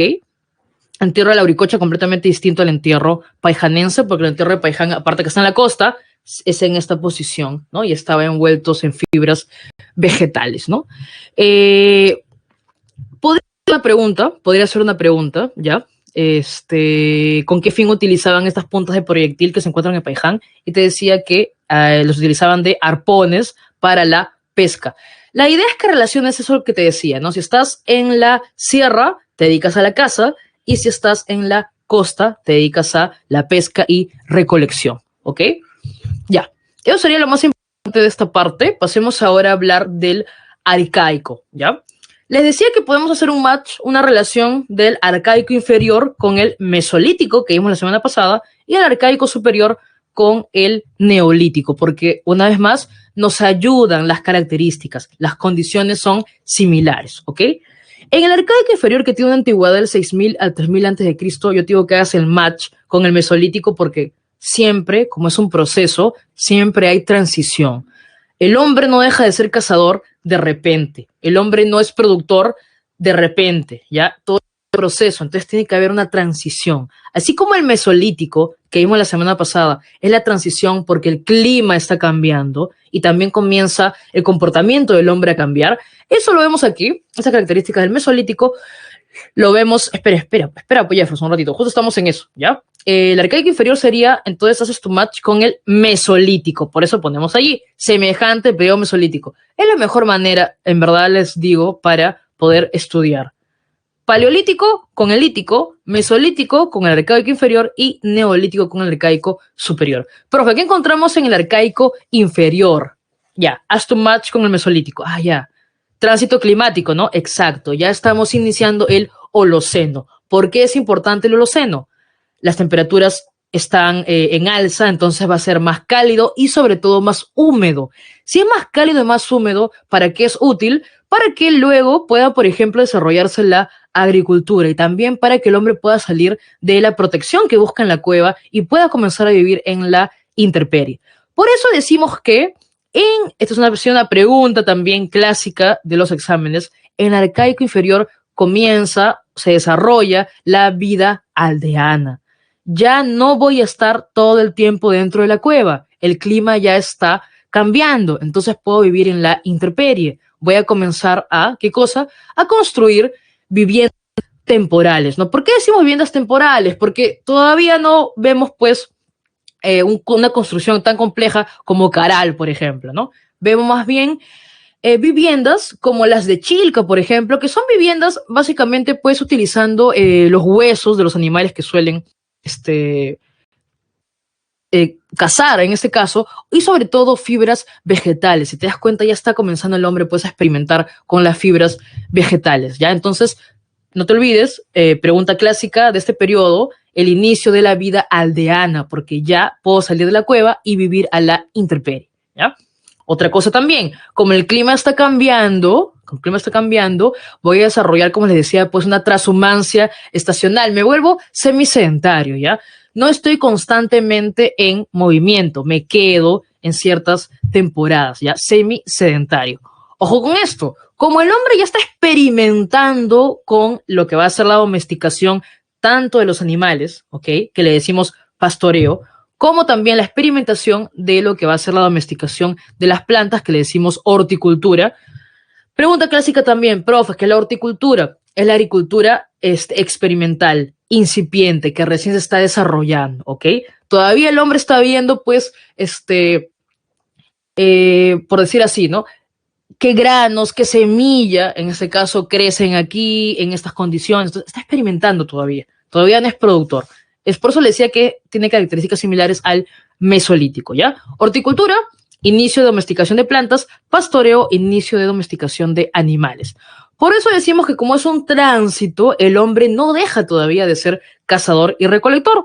Por eso decimos que el hombre del arcaico inferior desarrolla una economía mixta, ¿ya? Por ejemplo, acá tienes algunas imágenes de cómo sería una aldea de pescadores, ¿no? Acá también viene otra vez la tradición costeña y la tradición serrana, ¿ya? Profe, ¿acá qué sería? A ver, en el lítico, ¿qué era?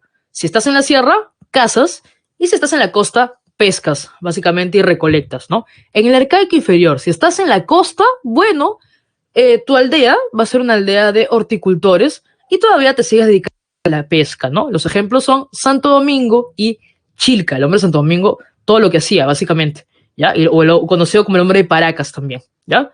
Y si estás en la tradición serrana, ya te imaginas, ¿no? ¿Te acuerdas que en el lítico eras cazador? Entonces, en el arcaico inferior, ¿qué vas a hacer con esos animales? Vas a comenzar a experimentar cómo domesticarlos, ¿no? ¿Te imaginas lo complicado? O sea, exacto, postulante 5275. El hombre de Santo Domingo, conocido como el hombre de Paracas, es el que ha hecho de todo, ya incluido, también se le reconoce pues como el primer músico, ¿no? Bueno, les decía que sencillo es enseñarle un truco actualmente pues a tu perrito, ¿ya? Pero en esta época te imaginas lo difícil que fue, elaborar un corral, ¿no? Construir un corral y luego ¿qué animales poner dentro? Ya te imaginas cómo habrán sido algunos animales mucho más, porque el proceso de domesticación es complicado. Algunos animales eran, imagino, mucho más violentos que otros y de a pocos, pues, tuvieron que ver quiénes sobrevivían y finalmente, esto es lo interesante, ¿no? Todos conocemos actualmente a la llama, a la alpaca, pero en realidad, pues el guanaco y la vicuña serían estas especies que luego domesticándose van a aparecer pues la llama y la alpaca. Recuerda, el guanaco y la vicuña son las especies antiguas y las domesticadas son la llama y la alpaca. ¿Ok? Entonces les decía, no te olvides, tradición costeña en el Arcaico Inferior. Estoy en la costa, sigo pescando, soy horticultor y si estoy en la sierra, desarrollo la horticultura también, pero voy a iniciar con la domesticación de animales, ¿no? Por ejemplo, acá tienes una especie bastante típica de la región andina, que es la domesticación del cuy, que también inicia en el Arcaico Inferior, ¿ok? En Piquimachay 2 es que se encuentra. Por eso decimos 1 y 2. Piquimachay 1 es los restos líticos más antiguos y Piquimachay 2 vemos más bien la evidencia de la domesticación del cuy, ¿ok? Ya, en este caso no hay memotecnia, disculpen, estamos todavía desarrollando la memotecnia. ¿Qué sitios encontramos en el Arcaico Inferior? No te olvides, si es horticultor, si está domesticando a los animales, no está comenzando a aprender a domesticar los animales, a domesticar a las plantas, ya te imaginas que se va a encontrar, ¿no? Sí, profe, y también me está diciendo que es la vida aldeana. Entonces voy a encontrar las viviendas, ¿ya? De estas aldeas. Voy a encontrar también evidencias de esta experimentación con los vegetales, ¿ya? Y también voy a encontrar, por ejemplo, se encontraron los corrales y también se han encontrado los llamados cuprolitos, es decir, excremento fosilizado de animales para saber que han estado habitando allí, ¿ya? Por eso sé que ha habido este intento de domesticación de animales, ¿no? Entonces, vayamos a los sitios, los vestigios más importantes del Arcaico Inferior.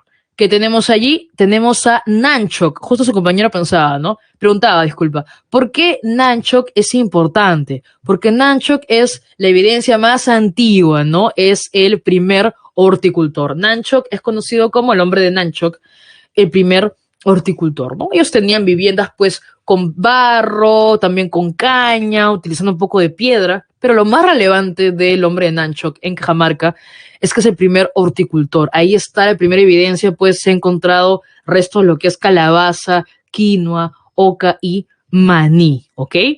Nanchok, ¿a quién destronó? Nanchok destronó al que antes era el primer horticultor, que es Guitarrero, ¿no? También está dentro de lo más importante, pero que no es el más antiguo. Nanchok es el más antiguo. Guitarrero, destronado por Nanchok en Ancash, ahí también encontramos evidencia de horticultura, pero en este caso lo que encontramos es frijol y ají, ¿ya? Mientras Nanchok y Guitarrero son los ejemplos de horticultura, ahora hablamos más bien de ejemplos de vida aldeana. Y los ejemplos de vida aldeana son Chilca en Lima y Santo Domingo en Ica. Si te das cuenta, costa, ¿no? En Chilca encontramos pues las viviendas, estas viviendas en forma pues como de colmena, ¿no? Semi-hundidas también para poder aclimatarse, como se dice. Y encontramos que el hombre de Chilca pues desarrollaba la pesca con anzuelo.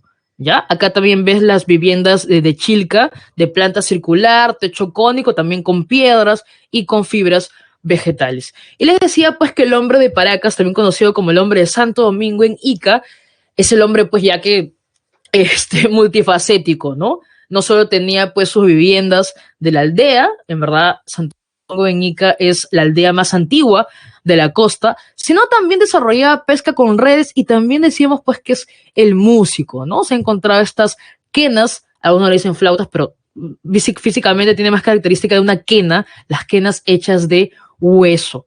Y también sus viviendas tenían una forma bastante peculiar, ¿no? Una base y techo cuadrangular. Ya, ojo con esto, si encontramos que ya hay redes, ¿ya? No significa que hay textilería, sino más bien que hay algo que vas a encontrar por allí llamado cestería, llamado la cestería. Profe, ¿cuál es la diferencia entre cestería y textilería? Textilería ya sabes, ¿no? Tiene pues que trabajarse el hilo básicamente para luego hacer el tejido. Pero no sé si alguno de ustedes alguna vez habrá visto o tiene en su casa esas típicas canastas, por ejemplo. Eso no es un tejido, ¿no? Ese término, esa técnica es más bien de cestería, utilizar las fibras vegetales y en este caso pues entrelazarlas y crear una base, crear una estructura, ¿no? Lo vemos por ejemplo con las redes, ¿ya? Y también con las cestas, si tienen alguna canasta, ya, a eso me refiero. Ya, bueno, eso es lo más importante de esta parte. Y finalmente, profe, ¿cuál sería? Ya me dijo la evidencia de horticultura, las evidencias de vida aldeana, ¿cuáles serían las evidencias de este intento de domesticar a los animales? Los encontramos en Telarmachay, ¿no? Yo sé que también en los libros te dicen Jaiwamachay. Lo que pasa es que lo de Jaiwamachay todavía se está estudiando, pero lo de Telarmachay sí es irrefutable, ya sin dudas, por eso lo ponemos, sobre todo en la separata va lo que ya tiene, vamos a decir, bastantes precedentes de que ya es reconocido, ¿no? Como hay algunos que todavía se están discutiendo, no lo ponemos, ¿ya? Pero también puedes encontrar Jaiwamachay, ¿ok? Pikimachay sí, relacionado con la domesticación del cuy, y Telarmachay es el que tiene corrales, ¿ya? Y aquí es donde te comentaba que aquí en Telarmachay se observa, en Junín, como estos corrales con el excremento también fosilizado, diferentes huesos, se ha visto como la vicuña y el guanaco finalmente domesticándose han dado pues a la llama y la alpaca, ¿ya? Perfecto. Finalmente nos tocaría hablar del arcaico superior y ahí te pedí que hagas tu match, tu relación con el neolítico. ¿Por qué razón? Porque aquí el hombre ya desarrolla una economía productiva, ¿no? Su experimentación ha dado resultados. Ahora ya tiene una economía productiva, ya es agricultor y ganadero. Les decía pues que también lo mencioné la semana pasada y si no lo mencioné, lo digo ahora. La primera agricultura no era tan pues... O sea, la primera agricultura no era tan sofisticada con los canales de regadío, no. En un principio la agricultura era extensiva o también conocida pues como agricultura de secano. Cuando te dicen que es agricultura de secano es porque aprovechas cuando llueve para que crezcan esos cultivos, ¿ya? Pero luego cuando te das cuenta que no siempre llueve, ¿ya? Tienes que comenzar a desarrollar otro tipo de tecnología. Y ahí entran pues los canales de regadío y todo ello, ya que ya es la agricultura intensiva, mucho más especializada, conociendo las características del terreno. Pero en un principio era agricultura de secano. Tanto aquí como cuando hemos hablado de Mesopotamia, creciente fértil y todo ello, ya. En un principio la agricultura era de secano, o sea, aprovechando la lluvia. Luego recién aparece la agricultura más sofisticada, pues con los canales de regadío, ¿ya? Entonces, les decía, arcaico superior, 3000 al 1700, hacemos nuestra relación con el neolítico. Entonces, ¿qué significa?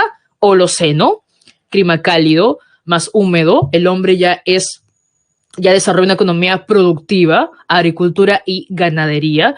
Acá hay algo muy importante que lo puedes relacionar con, por ejemplo, el que no haya habido moneda aquí en el Perú, por ejemplo, o incluso con como decía María Rostorowski, con esta organización tan peculiar del mundo andino. ¿Qué cosa? Aquí nace el Ayllu.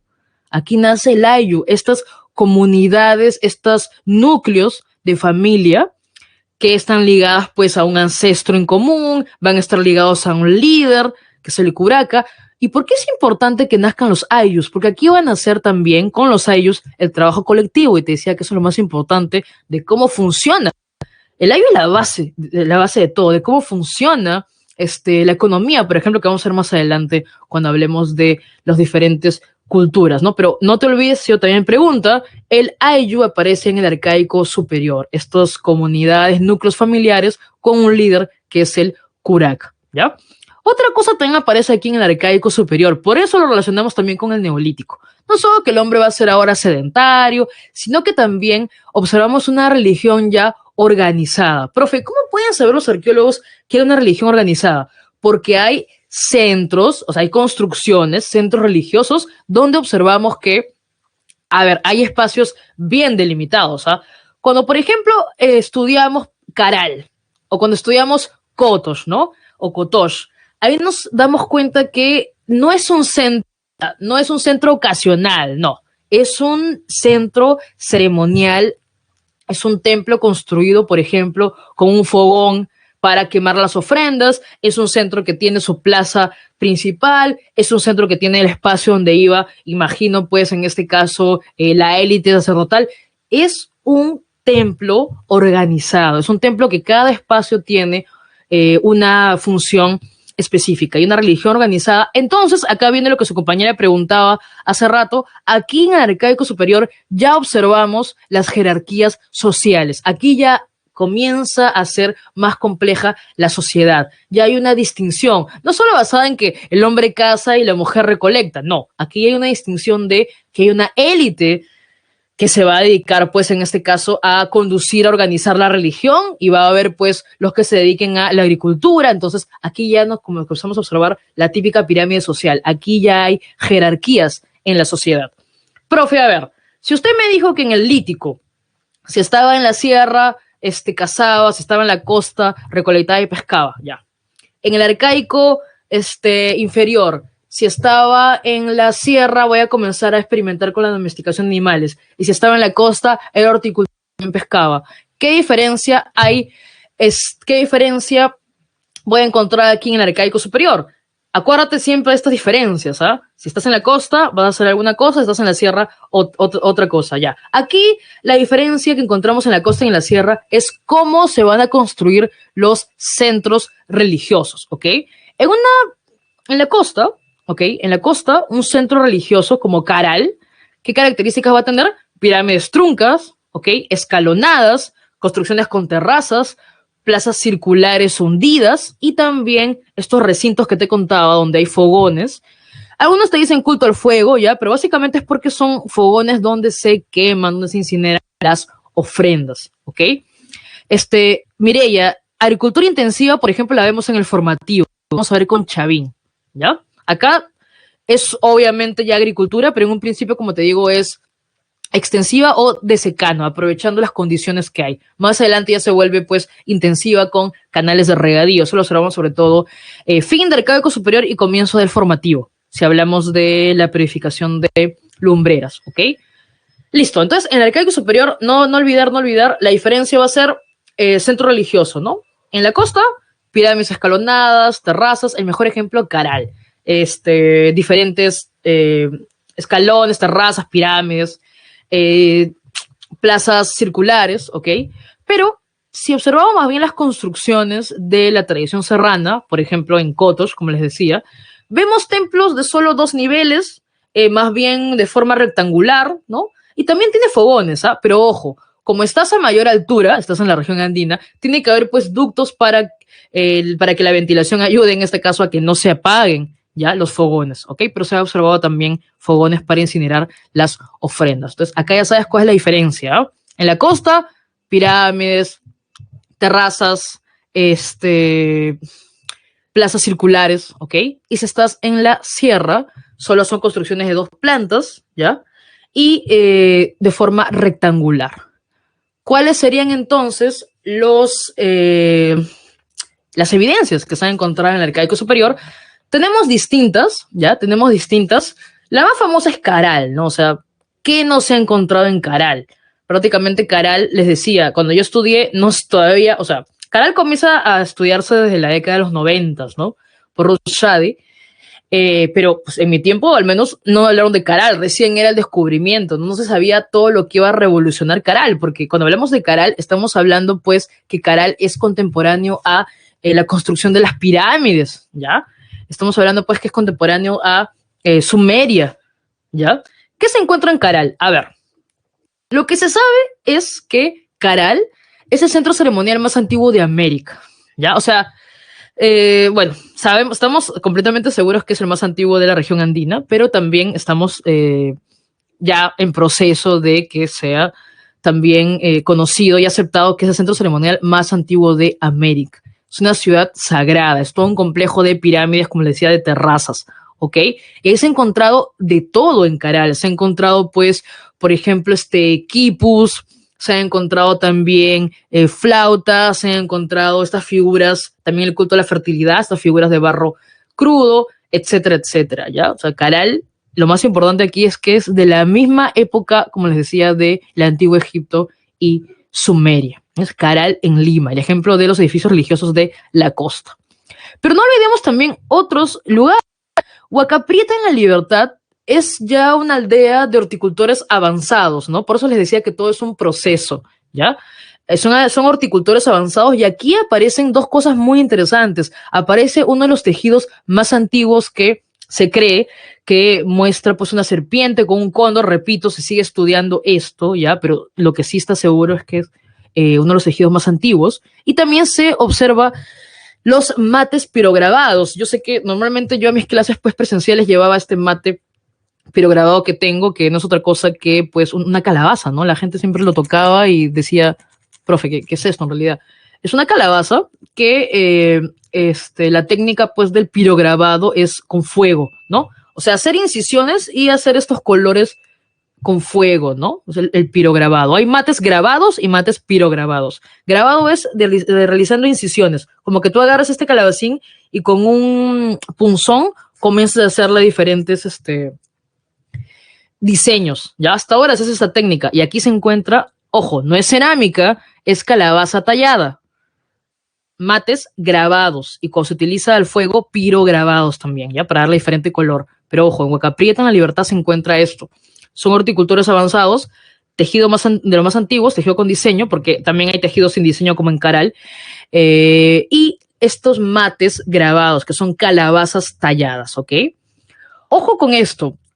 Caral se encuentra en el Valle de Supe, no sé si algunos de ustedes habrán ido. Y Caral, aparte de ser, pues, bueno, súper importante, toda esta construcción, este complejo de diferentes edificios religiosos y pirámides, no es la única en esa región, ¿ya? Caral está en Lima, pero también Caral, cerca nomás a Caral, están otros complejos, como por ejemplo es Áspero, ¿ya? Y también está Bandurria incluso, ¿ok? Áspero, que sí se está estudiando también bastante como Caral, es un centro pesquero, también es un centro ceremonial de la costa, e incluso se observa que ha tenido relación, pues, con Caral, ¿no? Lo que pasa es que en Áspero se han encontrado dos huacas, una es la huaca de los ídolos y otra es la huaca de los sacrificios, ya que yo sé que está acá, está un poco pequeño, disculpa. Acá hemos colocado pues una de las imágenes de un sacrificio de un niño, sacrificio de un infante que está envuelto en una chicra, ¿no? Se encuentra, es una imagen pues acá de uno de los libros de Ruth Shady, ¿ya? Mira, esto es bastante interesante porque si bien Ruth Shady recuerda que hace unas semanas nada más ha sido reconocida como una de las mujeres más influyentes del mundo incluso, Ruth Shady es pues la guardiana me gusta decirlo así, la guardiana de Caral, pero no fue la primera. Mira qué alucinante es que todo el complejo de lo que es Caral, Áspero Áspero en realidad, bueno, yo solo he ido a Caral, no tuve tiempo para ir a Áspero, pero son de la misma región, están relacionados, incluso actualmente pues Ruth Shady también tiene bastante discusión, vamos a decir, con otros arqueólogos, porque ella pues menciona que Caral es la principal, otros te dicen que Áspero también, ella te dice que más bien Áspero era pues los que abastecían a Caral, en fin, la idea es que en la región de Lima hay bastantes evidencias. Bandurria también no está acá y también hay que mencionarlo. Pero lo que yo quería comentarte es que antes de ellos, el primero en realidad en encontrar este lugar fue Max Uhle. Max Uhle es el primero en reconocer todo este territorio de lo que te van a decir que es el gran complejo de Chupacigarro, que actualmente se está estudiando pues lo que es Caral, Áspero, Bandurria. Pero lo que leí es que Max Uhle lo deja de lado porque Max Uhle estaba interesado en buscar cerámica.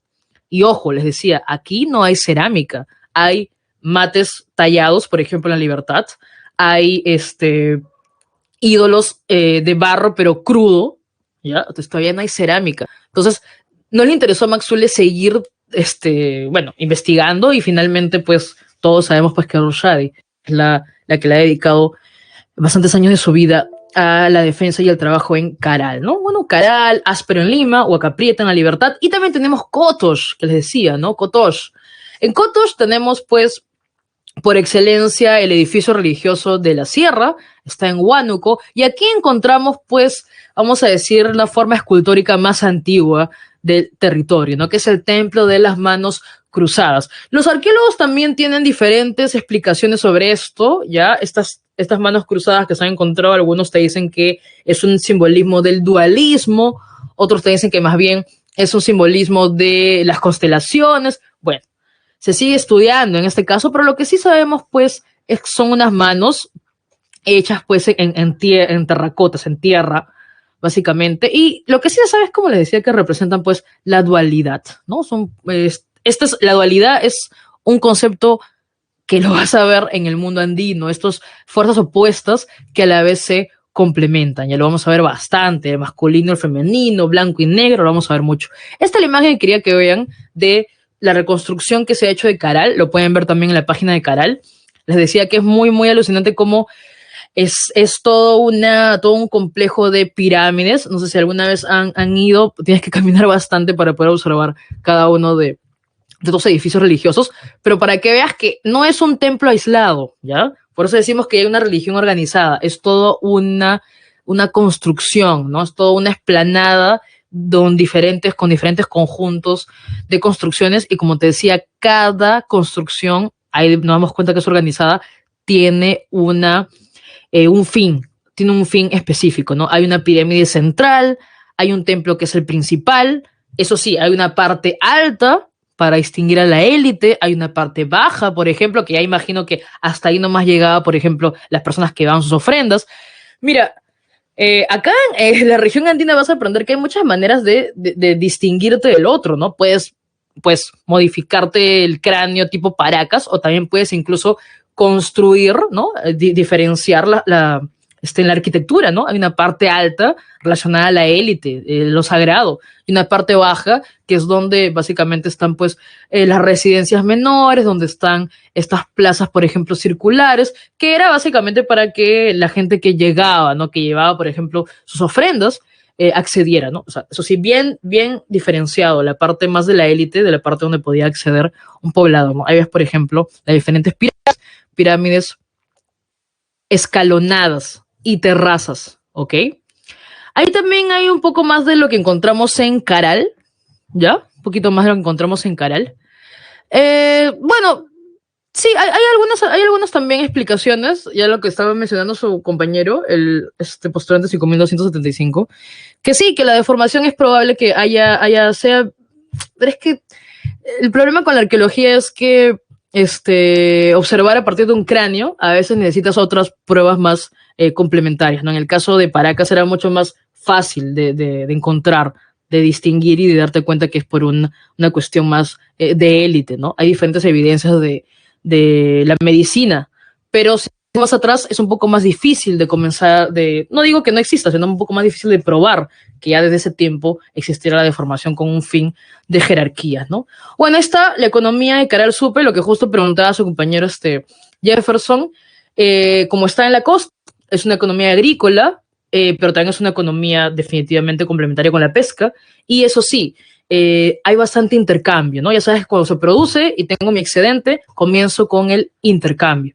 Y acá les decía que ya se encuentran, pues, quipus, ya se encuentra incluso el muyu, que es la concha spondylus, que venía de lo que actualmente es Ecuador, ya se encuentra también eso en Caral, ¿no? Por todo el intercambio que ha habido en la región, ¿no? O sea, ya existía en la época de Caral este intercambio, este comercio, pues, de manera transversal a los Andes, ¿no?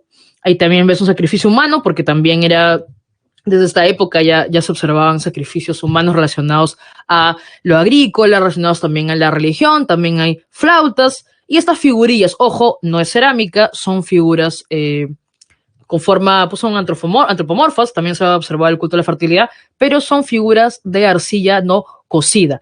Para que sea cerámica, lo importante es que debe haber horno. Mientras no haya horno, no es cerámica. Listo, lo último sería hablar, bueno, ya hemos visto cómo pobló el hombre América, ya hemos visto cómo se ha desarrollado hasta tener una sociedad más compleja, y ahora solo nos toca ver de manera rápida cuáles son las teorías para hablar de la civilización en los Andes, ¿no? Miren, altas culturas, civilización andina es un término, chicos y chicas, que debe utilizarse. Lamentablemente, la región andina, el Perú, luego de la conquista, ha estado siempre pues marginado y no se han utilizado las categorías que deberían, ¿no? Tú sabes que todavía algunos solo utilizan altas culturas, algunos solo dicen hasta culturas, no quieren ni siquiera utilizar el término civilización, porque eso es pues para Egipto, o incluso te dirán eso es para Roma, para Grecia, pero no podemos tapar el sol con un dedo. Hubo una organización compleja aquí en los Andes, por eso vamos a utilizar el término también de civilización andina. Ojo con estas teorías, son teorías, por ejemplo, de Max Zule es de fines del siglo XIX y de las primeras décadas del siglo XX, ya así que hay que entenderlos, pues hay algunas de estas teorías que ya tienen hasta más de 100 años, ya hay que entenderlas en su tiempo, cómo estos investigadores trataron de explicar y de dar respuesta a esta pregunta. Acá la pregunta es, ok, ya entendí, lo hemos visto, cómo el hombre se va desarrollando y volviendo más complejo, pero ¿cómo es que aparecen estas altas culturas aquí en la región andina? ¿Ya? Comencemos con la más antigua, que es la de Max Uhle, de fines del siglo XIX y primeras décadas del siglo XX. Lo que pasa es que Max Uhle, al igual que Federico Kaufmann, tienen una influencia de lo que se llama el difusionismo cultural, ¿no? Es decir, que la cultura no es propia, sino que más bien hay elementos externos, hay otras culturas que suelen ser las que influyen, ¿ya? Entonces, no te llamará la atención pues que la teoría de Max Uhle se llama teoría inmigracionista, es decir, la cultura no es propia del territorio andino, sino que viene desde afuera, ¿no? Lo que pasa es que Max Uhle, lo que estudia Max Uhle, ya es estas construcciones pues de proto-Chimú y proto-Nazca, ¿no? Entonces tú te acordarás pues que Chimú tiene estas construcciones piramidales, es que ojo, Max Uhle no conocía pues Caral como lo conocemos actualmente, no conocía que es una típica construcción de la costa, estas formas piramidales truncas. Entonces, cuando Max Uhle estudia las construcciones en Chimú y ve estas pirámides, las compara con las pirámides de lo que son, por ejemplo, pues los mayas en la región de América Central, y finalmente llega a la conclusión de que los mayas son los que han influenciado a las culturas de la región andina, ¿no? Incluso también, si tú te acuerdas un poco, sabes que los Chimú, debes saber pues tú que los Chimú tienen este mito, recuerda, de un soberano que llega desde las aguas y que funda todo lo que va a ser la civilización. Entonces, en eso también se ayuda Max Uhle para decir que desde afuera vino la cultura y no fue propia de la región andina. Por eso decimos Max Uhle, teoría inmigracionista, ¿ya? Los mayas, en este caso desde afuera, es que se influye hacia adentro, por decirlo así, ¿ok?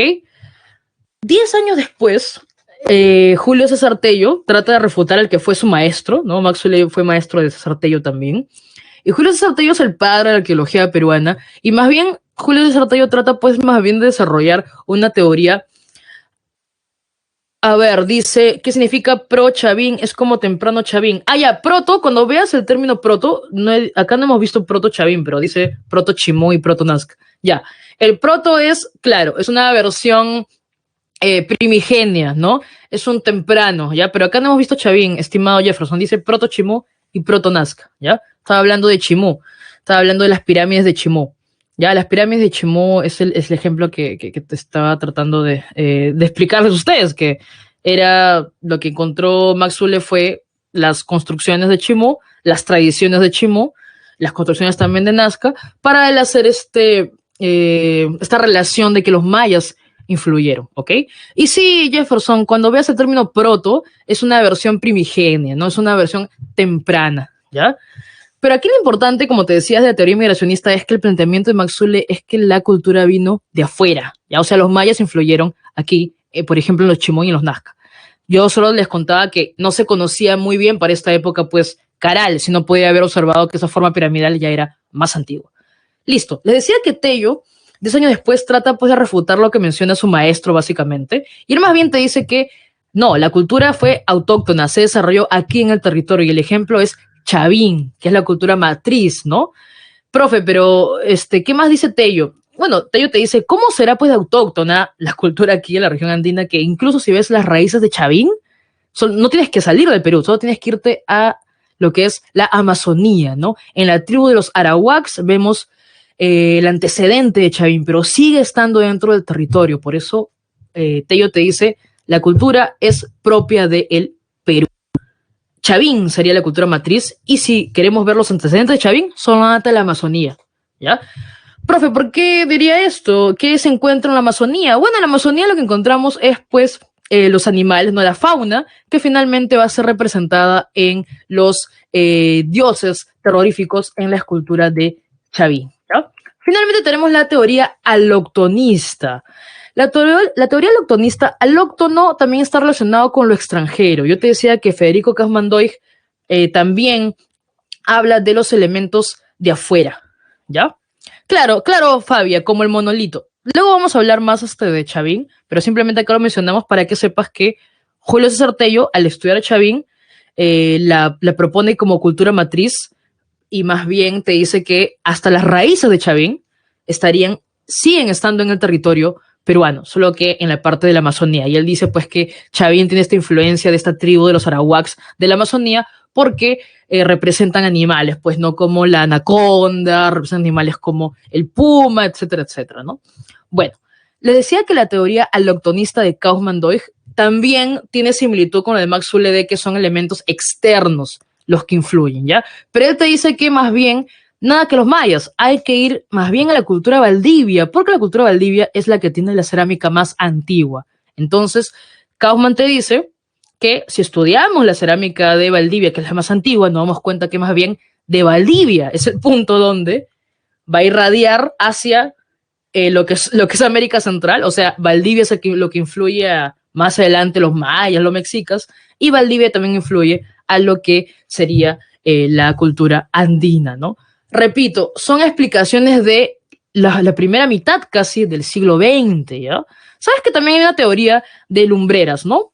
Que es la hologenista, que más bien te dice que una cultura, es verdad, tiene influencia de elementos externos, pero finalmente le da su propia, ¿no? Le da su propio, vamos a decir, su propio toque, su propio desarrollo en su región.